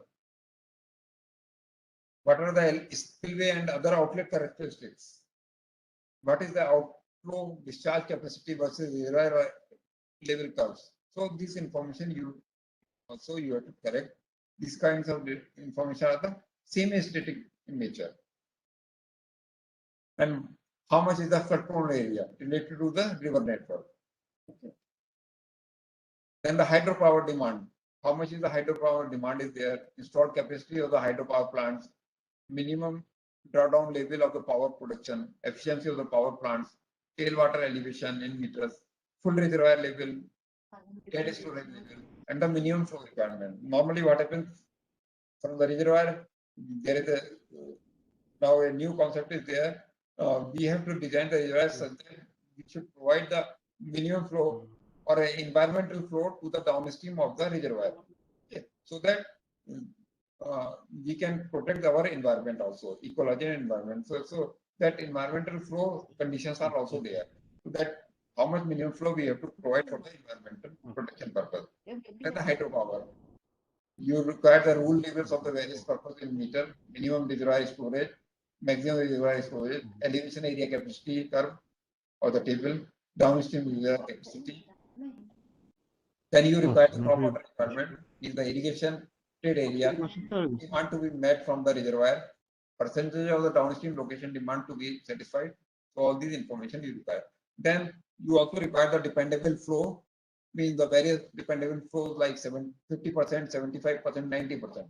As I mentioned earlier, using the water availability study, you can compute the dependable flow like 50%, 75%, and the 90% dependable flow. Okay. Then the water availability and the demand. How much is the water availability per person? Okay, per day per capita. Water diverted per person, water consumed per person, water used and demand per sector, means agriculture, how much water is being utilized by the agriculture sector, industrial sector, domestic and other users, and the groundwater withdrawal rate. What is the groundwater withdrawal rate? What is the safe groundwater yield? Okay. Then the large scale water uses, like the current water use requirement, for example, irrigation requirement on weekly basis, 10 daily basis, or the monthly or time resolution. Then the population data, very important data. Then how much the human population, what is the growth rate of the population, what is the projected population, what is the cattle population, and what is the growth rate of the cattle. So that for the future you can plan that this much population will be there. So they need this much of the food. So these kinds of this much water requirement will be there in future. So accordingly, basically for the decision support system, all these information is required so that you can plan the water resources for the future. Then the hydrological and hydrological time series data you require. Hydrological, hydrometeorological data like the daily rainfall data and other climatological data like evaporation, temperature, radiation, wind velocity, etc. Then the river hydrology like the stream flow record daily, weekly, 10 daily like that. Okay, so these kind of data you require. Then you also require the groundwater, because I mentioned that here a balance of the surface water and groundwater, you can go for the conjunctive use of surface water and groundwater. So you need the how much groundwater we do have and what is the safe groundwater we can take out from the ground. Okay, so how much water we can take out, what is the sustainability of that one. So groundwater data you require the reservoir data, means how much storage we do have and how we can utilize that storage for the various users, water users. Okay, so historical evaporation rainfall data, historical temperature data you require, historical sequences of the reservoir inflows, level and discharge you require. Then the canal data, month-wise number of running days and the discharge of the canals. Then the water use, historical water use, withdrawal, weekly, 10 daily, return flow, in-stream flow requirements. So all these information you require. Then some relational data like the rating curve and the river network. Okay, so these are the certain other data you do require for the decision support system. So this is a typical decision support system we do have. So we have the different GIS layer, pre-processing, various analytical tools, then the processor, okay, and then the interactive user interface. So this way we generate a decision support system. So the decision support system, what is the planning and management? Here we have the different data sets and then what is the output. So these are the different data, the input and this is the output. So various output we get from the decision support system. I am not going into detail about the decision support system. So some of the data you can get from the web, like the rainfall, runoff, temperature, soil, land use, and other data.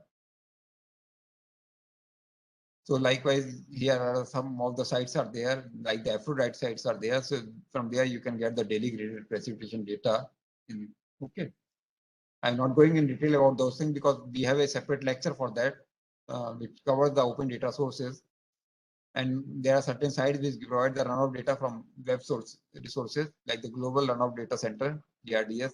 Then the IMD of high resolution daily graded temperature data you can get. And then you can get the data from the global climate models. I'm not going. Now there was issues of the data.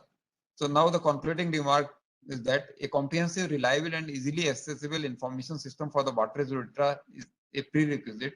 So you have to have a proper data information system so that you can provide the data for various water issues. Okay. And efforts made in the World Bank aided hydrology project 1 and 2 and even 3 are an important step in this direction. However, information system for the water resources need to be developed for the whole country. So that's all about this one. So you do require different kinds of the spatial and temporal data at different scales, both spatial and temporal scale, for dealing with the various hydrological issues and the problem. So any question? Any participant has any doubt or any question on that?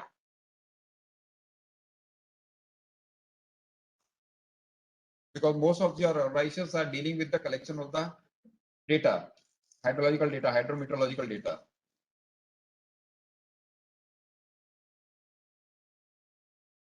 And these kinds of data are being utilized for various purposes to deal with the hydrological problems.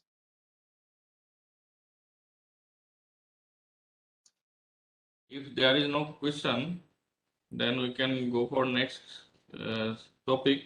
But that topic is again by Dr. Raki Lohani sir. So, sir, do you need some rest or? So we can have 5 minutes break, then we'll again start after 5 minutes. Okay. Okay. Thank you. Thank you. Thank you.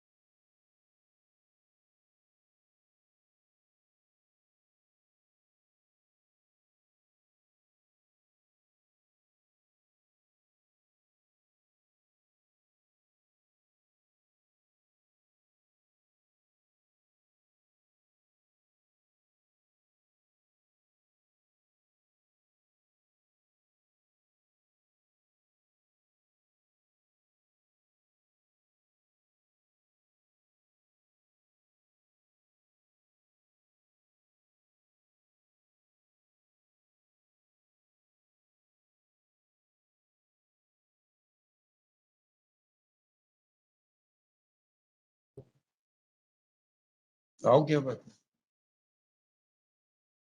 अरे कर लिया करो ना काम, बीच बीच में disturb कर लिया करो ना अपना काम।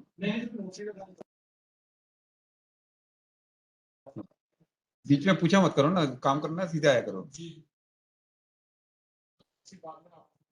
बाद में आना यार।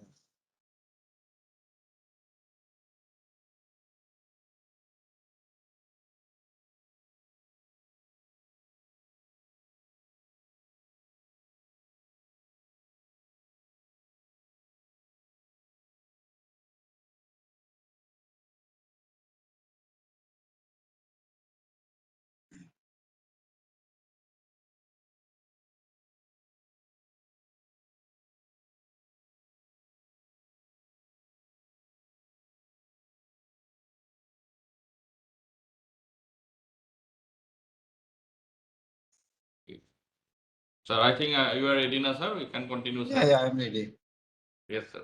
Please continue, sir. Okay, I will continue.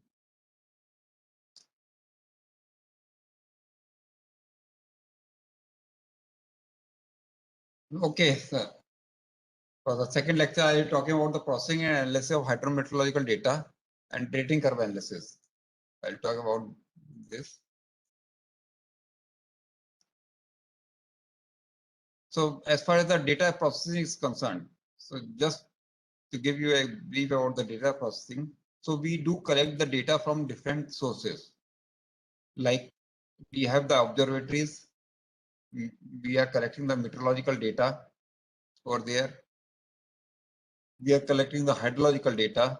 We get the data from various other sources. Okay. So all this data, whatever we do collect, okay, we go for the primary processing of the data, those data. We do for the quality control checks. Then we provide the real-time databases to the user. Then the final process data we have to collect somewhere in the main database, and then we can provide to the different users.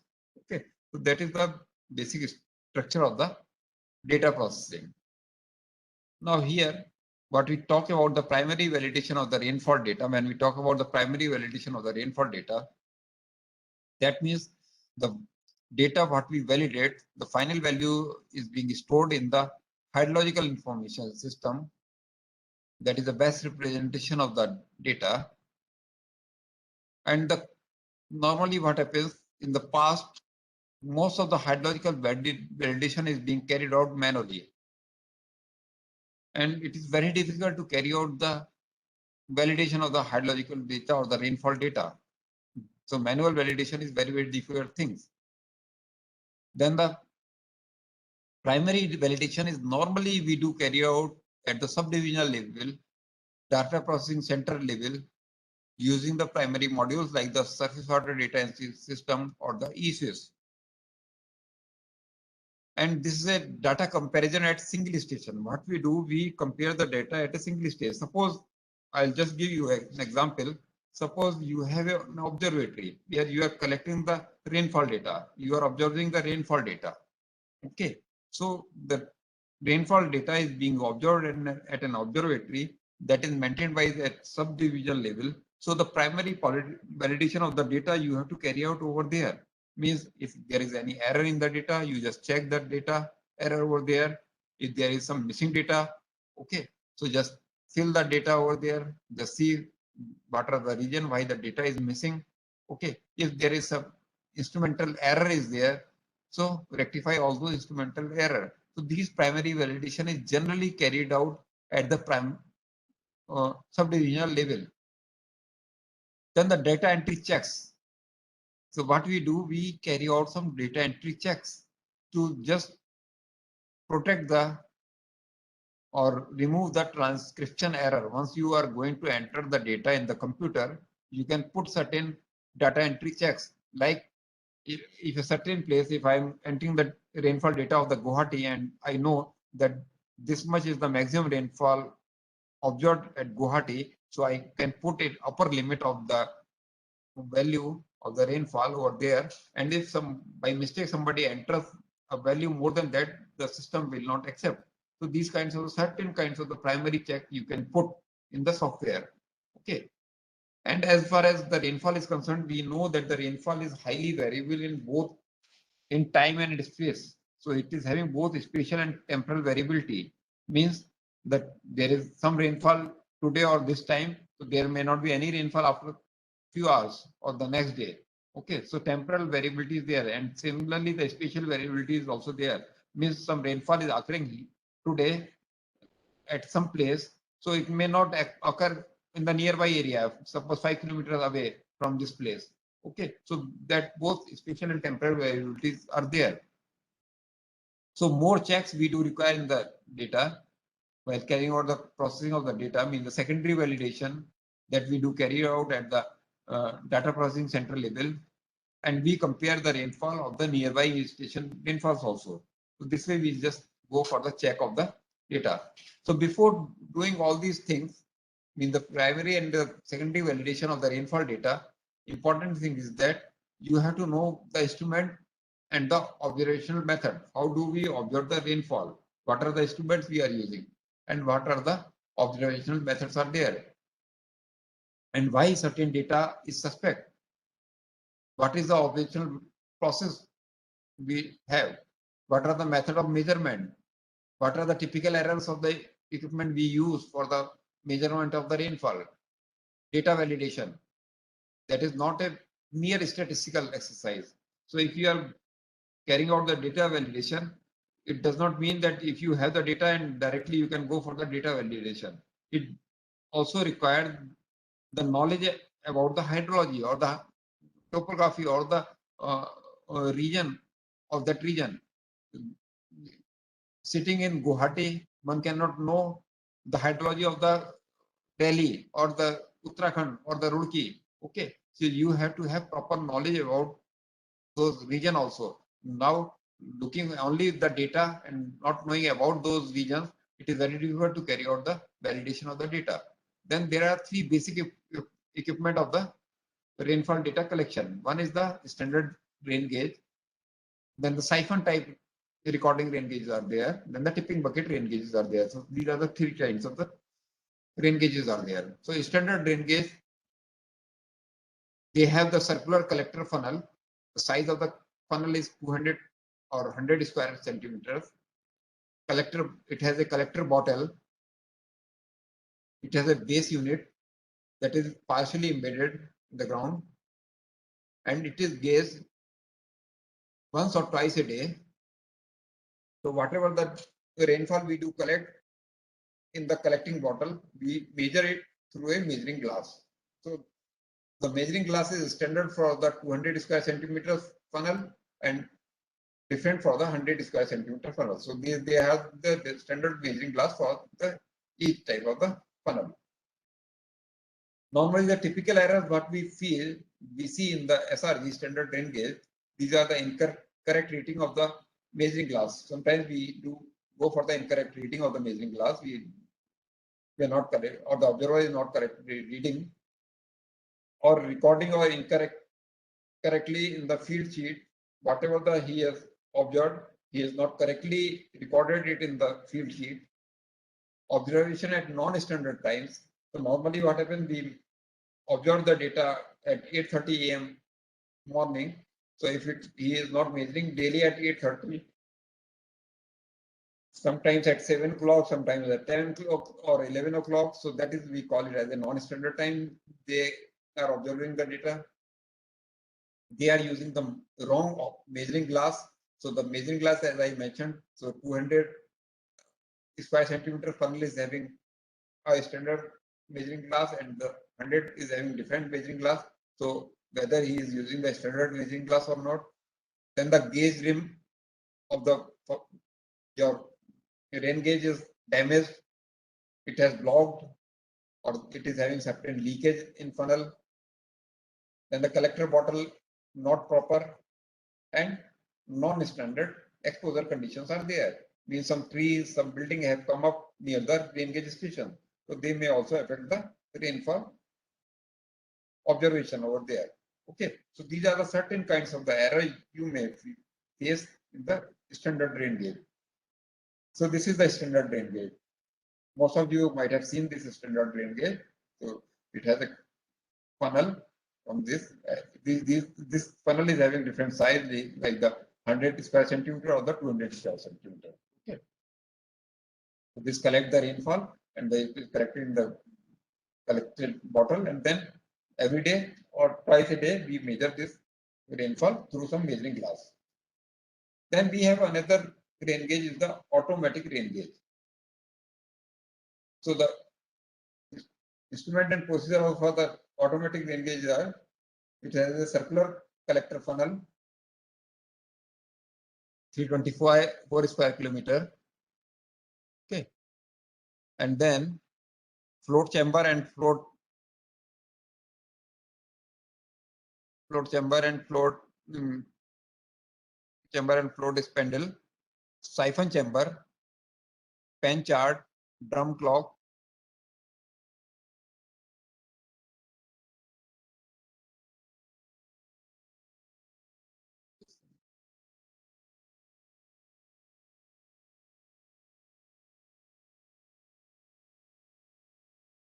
Then we have the pen, chart, drum, clock. These are there. Then what we do, we change the chart once in a day. So every day we change the chart. Okay. So and then there are certain kinds of the error. As I mentioned earlier, one kind of error is that is a blockage or leakage in the funnel, right?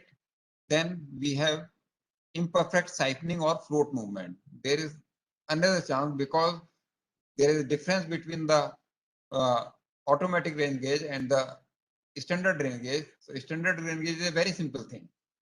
Okay, but automatic rain gauge is completely having more mechanical parts.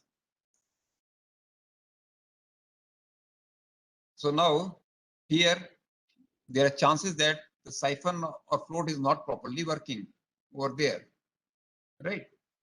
Then cutting in pan, trace and high intensity. So this basically the automatic rain gauge has a floating system. It has a pan, okay, a sheet, clock system. So all these kinds of the systems are there.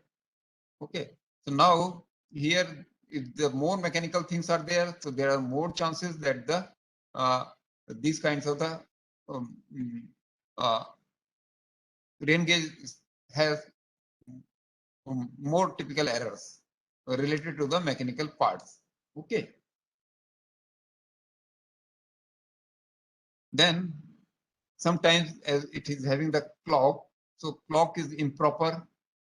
There are chances that the clock is improper. There is improper tabulation. The person observer who is involved in the observation of the data, he is not properly given the proper tabulation of the data, and there are non-standard exposure conditions are there. Okay. Then this is the autographic rain gauge station.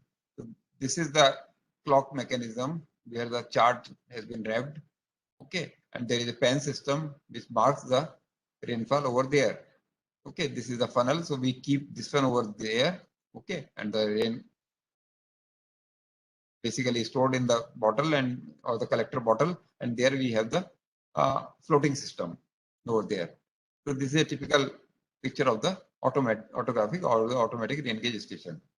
Then we have another station is called the TBR, tipping bucket rain gauge. So the tipping bucket rain gauge, if you see instrument on procedure, this is circular. It is having a circular and collector funnel, tipping bucket and arrangement knife edge. The reed switch are there. Data logger is there. The typical errors in this one are blockage and leakage in the funnel, same as the previous one. Then bucket damaged or the imbalanced. So whatever the buckets are there, they sometimes get damaged or they are imbalanced, or sometimes reed switch are not efficient or they are not working properly, and there is non-standard exposure conditions are there. So these are the some of the cases we do face. So this is a tipping bucket system. Okay, this is a tipping bucket rain gauge. So this works like this: the rain falls on a bucket, and it just tips. So a data logger, it counts the number of tips. Okay, and the number of tips multiplied the volume of this each bucket, and it gives the total rainfall. Okay, so in each tip, how much rain has been collected. So this way, this is a tipping bucket rain gauge system.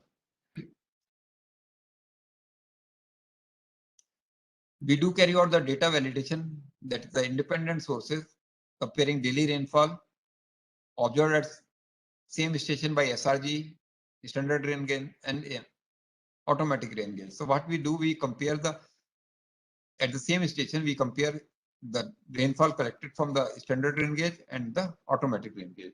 We compare those two rain gauges, and normally there is some mutual difference are there. Exactly same value you won't get because of the change in exposure condition, instrument accuracy, precision in tabulating ARG chart, and this difference, if both SRG and ARG are both kept side by side, so that here in this case your difference should not be more than 5%. Okay, your difference should not be more than 5%.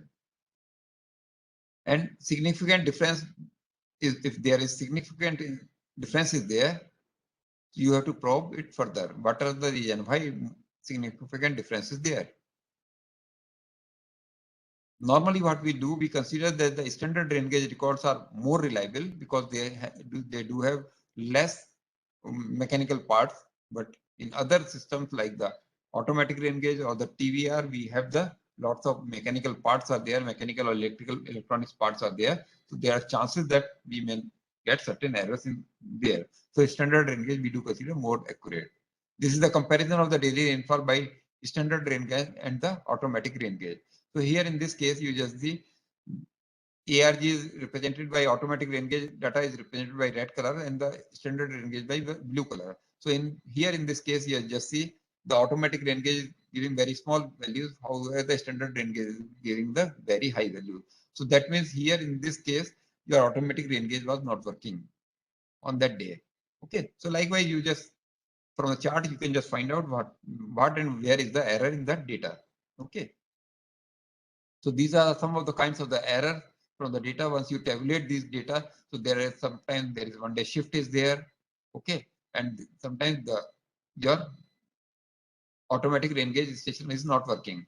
So the standard rain gauge is giving 75.8 mm rainfall. However, the automatic rain gauge is giving only 0.5 mm rainfall. So this way you can have.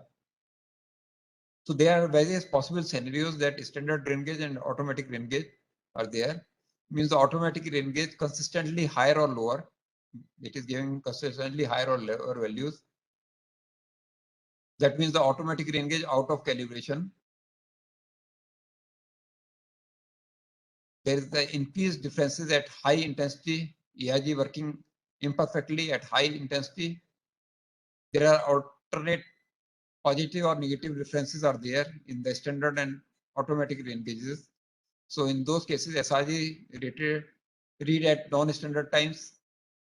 Then what you have to do, you have to accept the automatic rain gauge values and adjust the standard rain gauge values.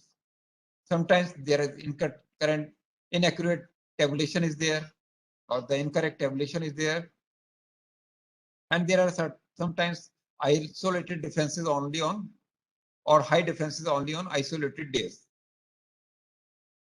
So these are the date tabulation or the data entry errors are there. So this way you can just find out all those things. Sometimes what we do, we go for the checking against the data limits. Means the maximum limit, we provide the absolute maximum limit. Means the highest ever recorded.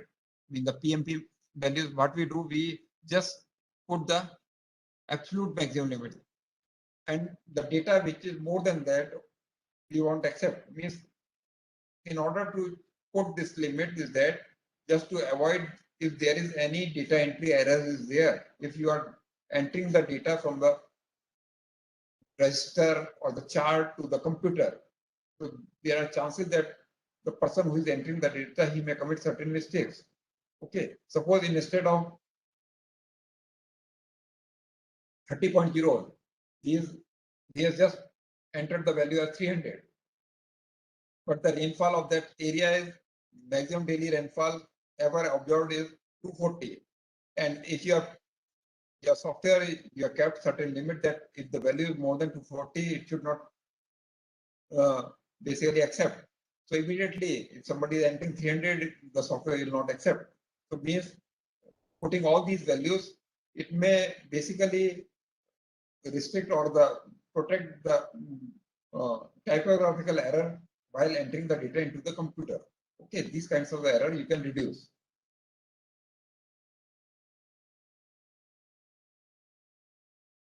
So these way you can have those maximum limit.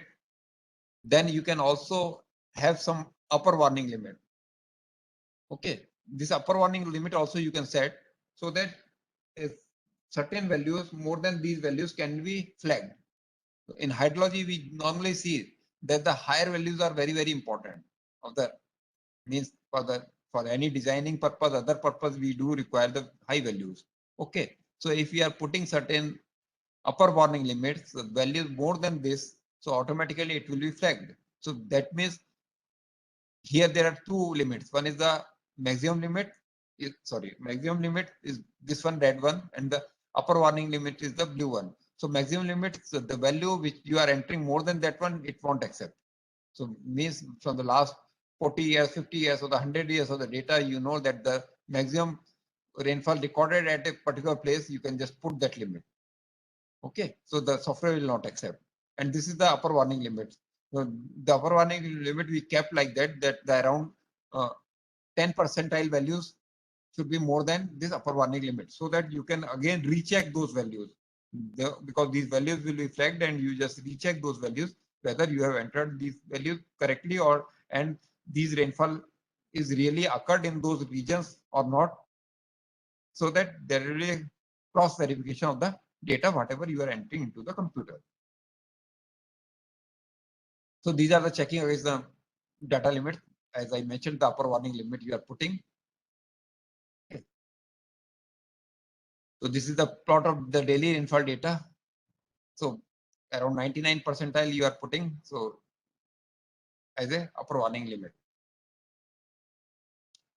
Then you go for the secondary validation of the rainfall data.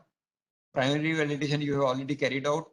For the rain gauge station, you are putting certain limits and other things. And then you go for the secondary validation of the data. This is normally is being carried out at the divisional data processing center. And as we know that the rainfall is not highly correlated both in space and time. So there are chances that if there is certain rainfall is occurred today at some places, there may not be the rainfall in the nearby places. Okay, so you cannot have a proper relationship over there. So now for the secondary data validation, what we do, we carry out first the spatial correlation.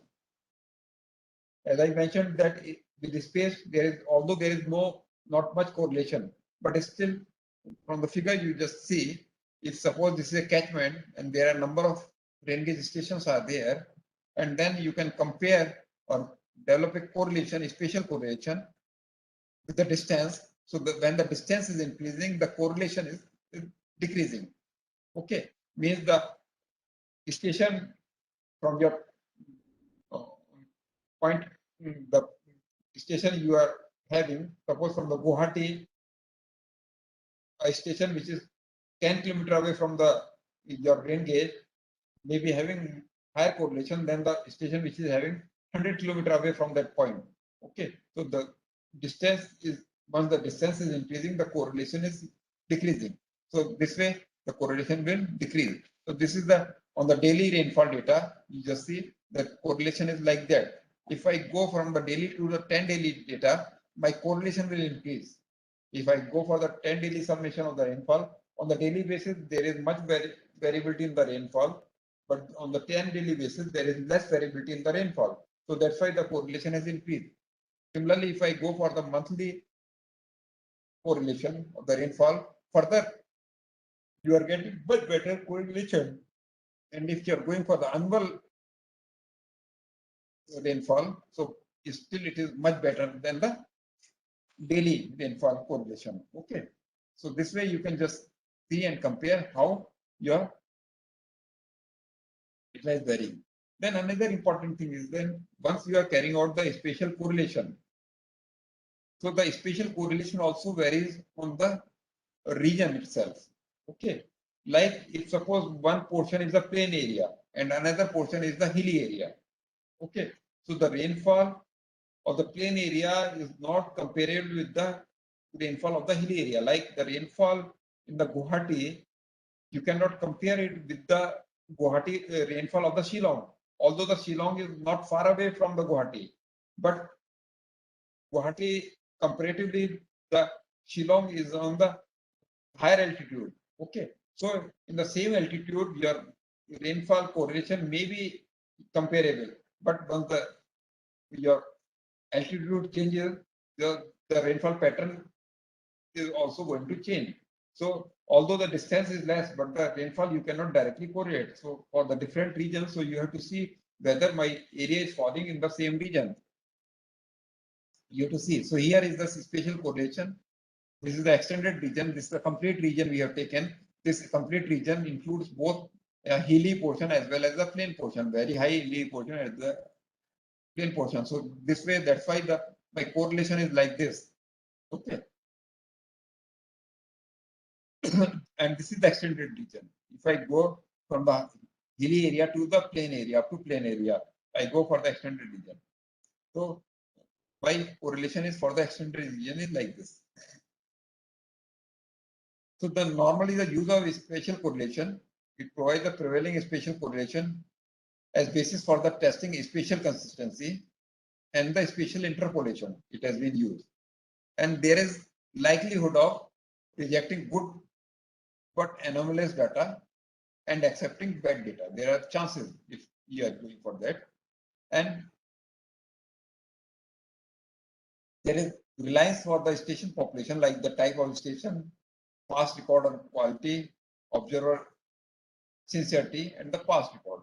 So depending on that, so spatial correlation is being used just to see whether the two stations are comparable or not. Then if they are comparable, then you can just use it for the filling in purpose, or you can just compare whether the rainfall has occurred in those regions on those periods or not. So you can just compare it. So the secondary data validation steps include the screening of the data, multiple time series graphs, daily rainfall tabulation for the neighboring stations, applying data limits at longer duration, spatial homogeneity test, very common errors like the accumulation and the rainfall or missed entries, missed rainfall on low rainfall days, double mass analysis. We do carry out the double mass analysis to see the long-term systematic shift. If there is some long-term systematic shift is there in the data, we do carry out the double mass analysis.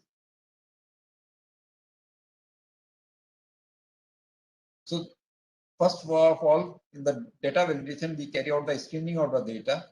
So screening against the data limits we do carry out. We tabulate that output and we see the basic statistics. Here you just see these are daily data, day and different months. Okay, data is there, and minus 99.0 shows that the data is missing. Okay, then we see what is the minimum rainfall, maximum rainfall, all these things we do check. Okay, what is the mean of the rainfall? How many missing values are there? Okay, so likewise we just carry out first screening of the data. Then we compare the rainfall with the nearby stations. Okay, this is a graphical representation which shows that the rainfall is compared with the nearby stations data. So this is the comparison. So how the rainfall of a particular station is comparable with the nearby station. So here from this figure you just see the rainfall on a particular date has occurred in these stations, but there is one day shift kinds of things has been occurred. In this station, the one day shift is there. So this the maximum rainfall has occurred on this day, but in this station the rainfall has occurred just one day after. Okay. So what is the region? You just check. So one day shift is there in the rainfall. So whether this may be because of the data entry, the observer has entered the data on the wrong date, or what are the region, you just see the maximum rainfall is occurring on these days. But here in this case, in the Savli tank station, the rainfall is occurring that maximum rainfall next after one day. So there is one day shift in the data is there. So you just correct those data shifts and correct the series. So because whatever the data we are collecting, the observer is collecting the data, they are providing the data to the department, and then finally this data is being used for the various planning, designing purposes. So whether all these data, whatever is being collected, whether we have carried out proper validation of the data, whether that data is correct, we ensure the user that the data what we are providing to you is correct. So for that we do carry out these validation of the data, means the primary and the secondary validation of the data. This is the plot of the yearly rainfall with data limits. Okay, so these are the data limits and these are the yearly plots. Okay. Then the spatial homogeneity test. We do carry out the another kinds of the test, that is the spatial homogeneity test. So we compute the spatial correlation to just check the consistency between the neighboring station and comparison of the observed values estimated on the basis of the nearby stations. So this is the test basis. Just select your test station and just see how many stations are falling in that. So suppose in the 25-kilometer radius, how many stations are falling over there? Okay. And once we select all those stations which are falling, or the observatories which are falling in the 25 square kilometer region, we apply the spatial estimates. Means from those stations, from the rainfall of these stations, we compute the rainfall of this station. Okay. Why we carry out the spatial homogeneity test? Because suppose sometimes what happens, we suspect that the data at this station is not correct. There may be different regions. My estimate is not properly working. My observer is not very honest or reliable. So there are so many regions. So for that, what we do, we carry out the nearest neighborhood test. Okay. In the 25-kilometer radius, we just see how many stations are there. And then on the basis of these stations, we compute the rainfall for this station. How we compute? We have the peak estimated at your site, and these are the precipitation of the nearby station. And on the basis of the square root of the distance, okay, or power of the distance, we compute the rainfall. We give the weightage to each station on the basis of the distance, square root of the distance of the stations. From that, we compute the rainfall. Okay, so this is the site we have taken, and from that we have computed how many stations are falling in the catchment. Okay, and from here we have just computed from the nearby station how much is the rainfall, estimated rainfall, what is the actual rainfall, this is the observed rainfall, this is the estimated rainfall, this is the standard deviation.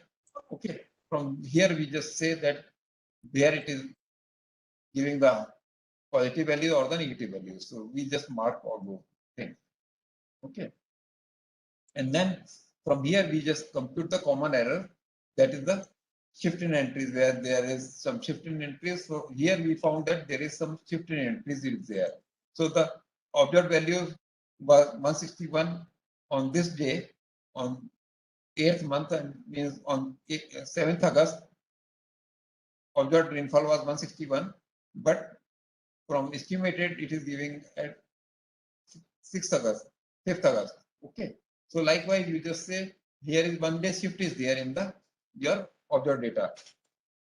Okay. So this provides that the one day shift is there in the data set.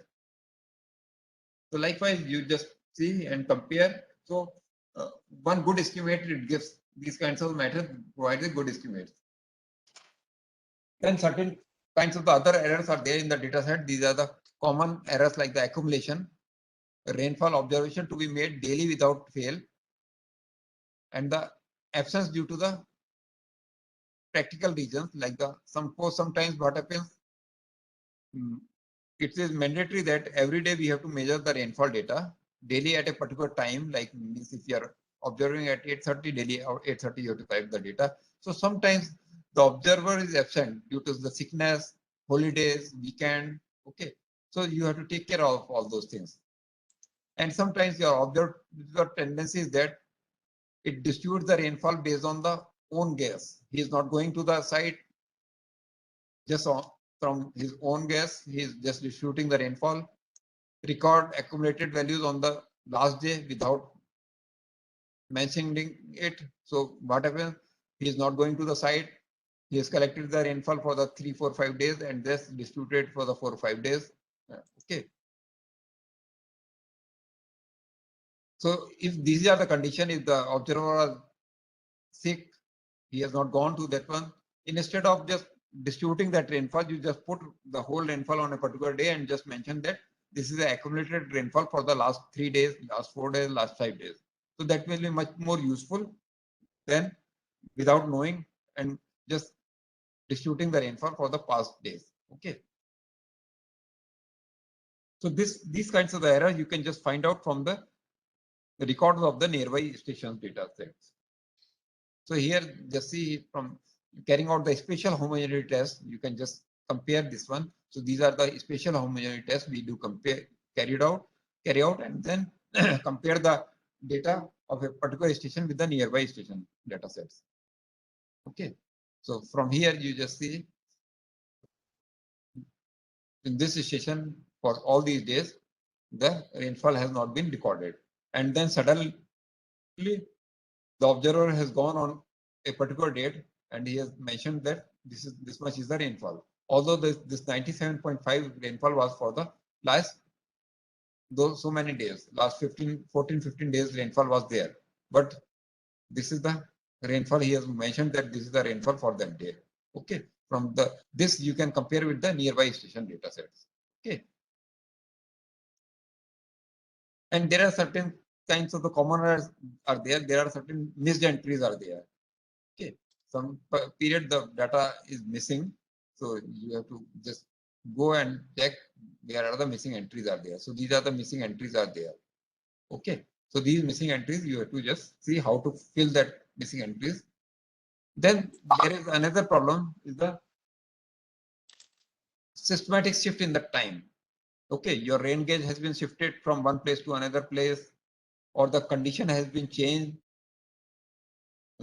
in your observatory, means some big trees have come up, some buildings have come up. So that means for that you have to carry out the double mass analysis just to detect the systematic shift in the time.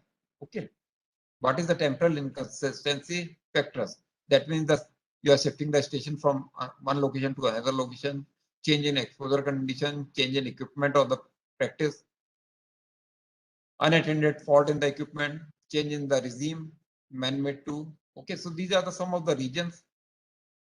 For that, we carry out the double mass analysis. So for the specifically for the detection of the inhomogeneity, we carry out the double mass analysis. Okay, what we do, we compare the behavior of the test station with the respect to the nearby station. Means the base station assumed to be homogeneous. What we consider that the base station is homogeneous, and any significant and persistent differences in mutual relationship indicates shift. Random variation in relationship tend to compensate if aggregated in time, and the systematic variation tends to show up. So this is the double mass analysis. This is a simple test procedure we do apply. Accumulate in time, observed test series, and the estimated base series.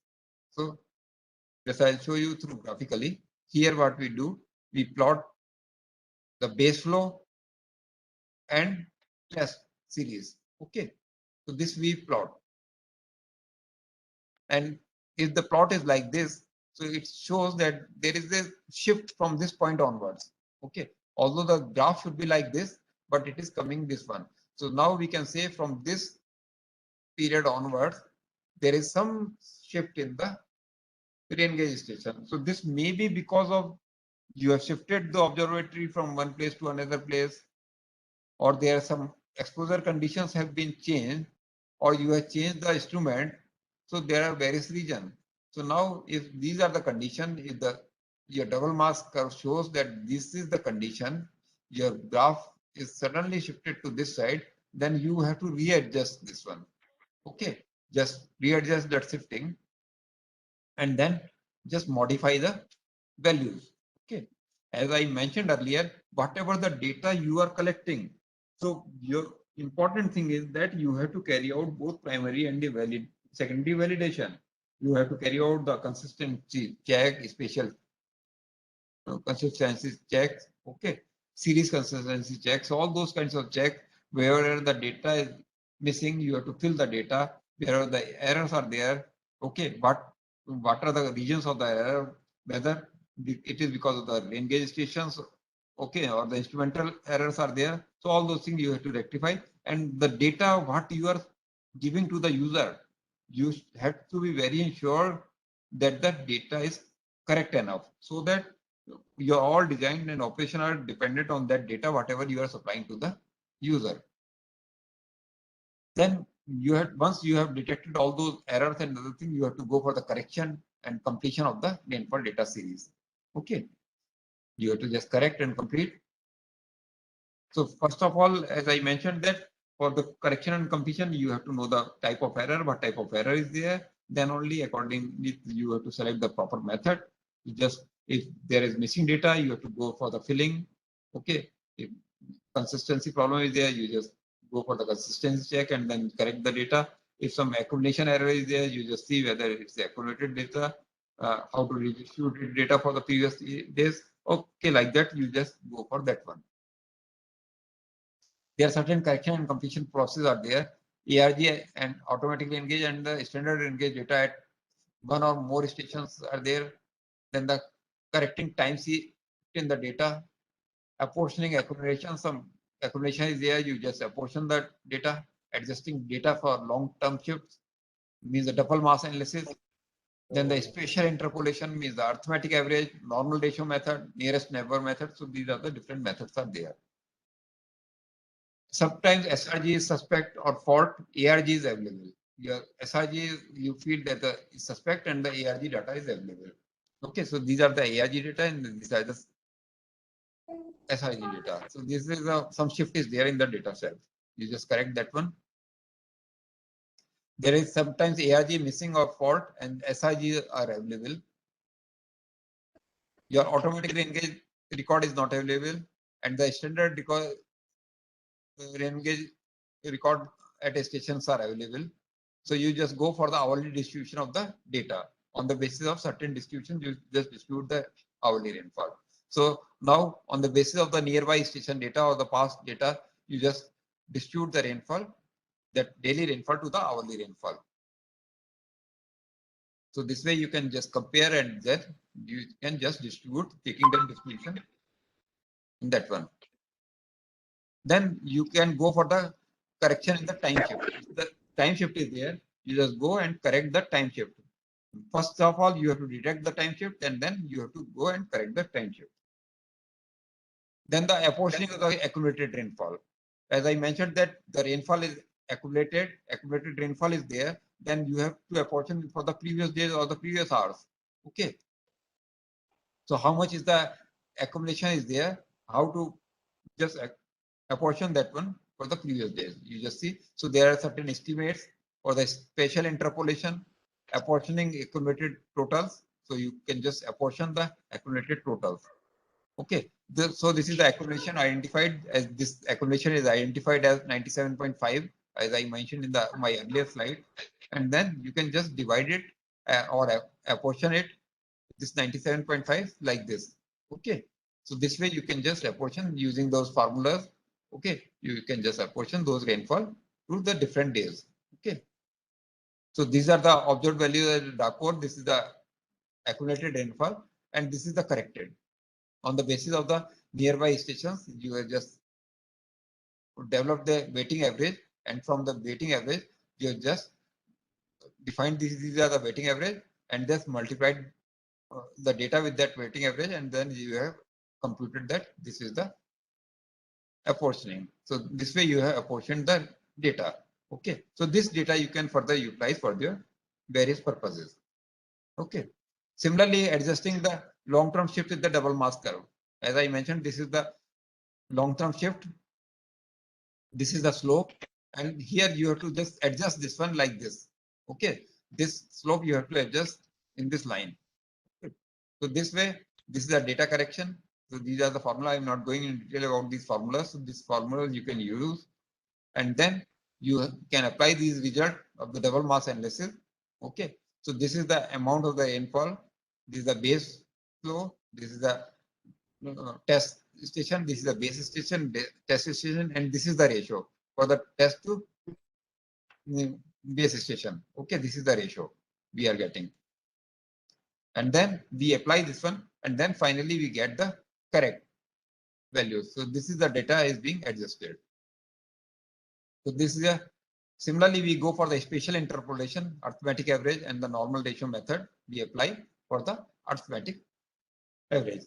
So these all about the processing of the rainfall data. So this way you can just process the rainfall data. Similarly, you can go for the different meteorological like the discharge or the hydrological data. You can just process the carry out the primary and the secondary processing of the data, and then finally once the data has been processed, filled all the corrections you have made in the data set, you just store the data in a proper way, and then you can disseminate data to the various users. So that's all I wanted to tell you in this lecture. So any question?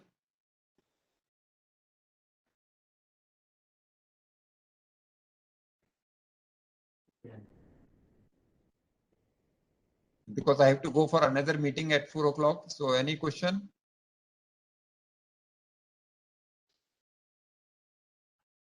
Anybody is having any question, please?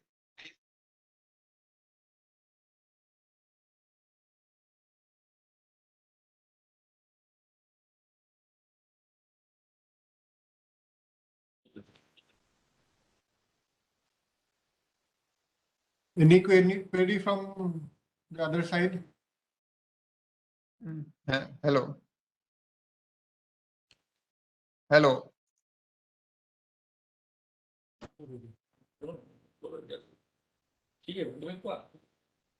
I think we can, if no query is there, I think we can take up this on the last day of the session, that is on 30th. We can take up this query issues on. Okay. We can discuss that one. Because now I have to leave for another meeting. I have 4 o'clock. I have another meeting. Okay. Right? Thank you so much for the. Thank you very much. Thank you, everybody. So I think we have concluded the day 1 activities of this flood management and erosion control online training program. So I hope that everyone be on time on tomorrow at 10 a.m. So that will be all. So I hope to see everyone tomorrow at 10 a.m. Okay, then I think we can conclude this day 1 of the training session. Thank you, sir. Thank you. Thank you very much. Thank you, everyone. Thank you, sir.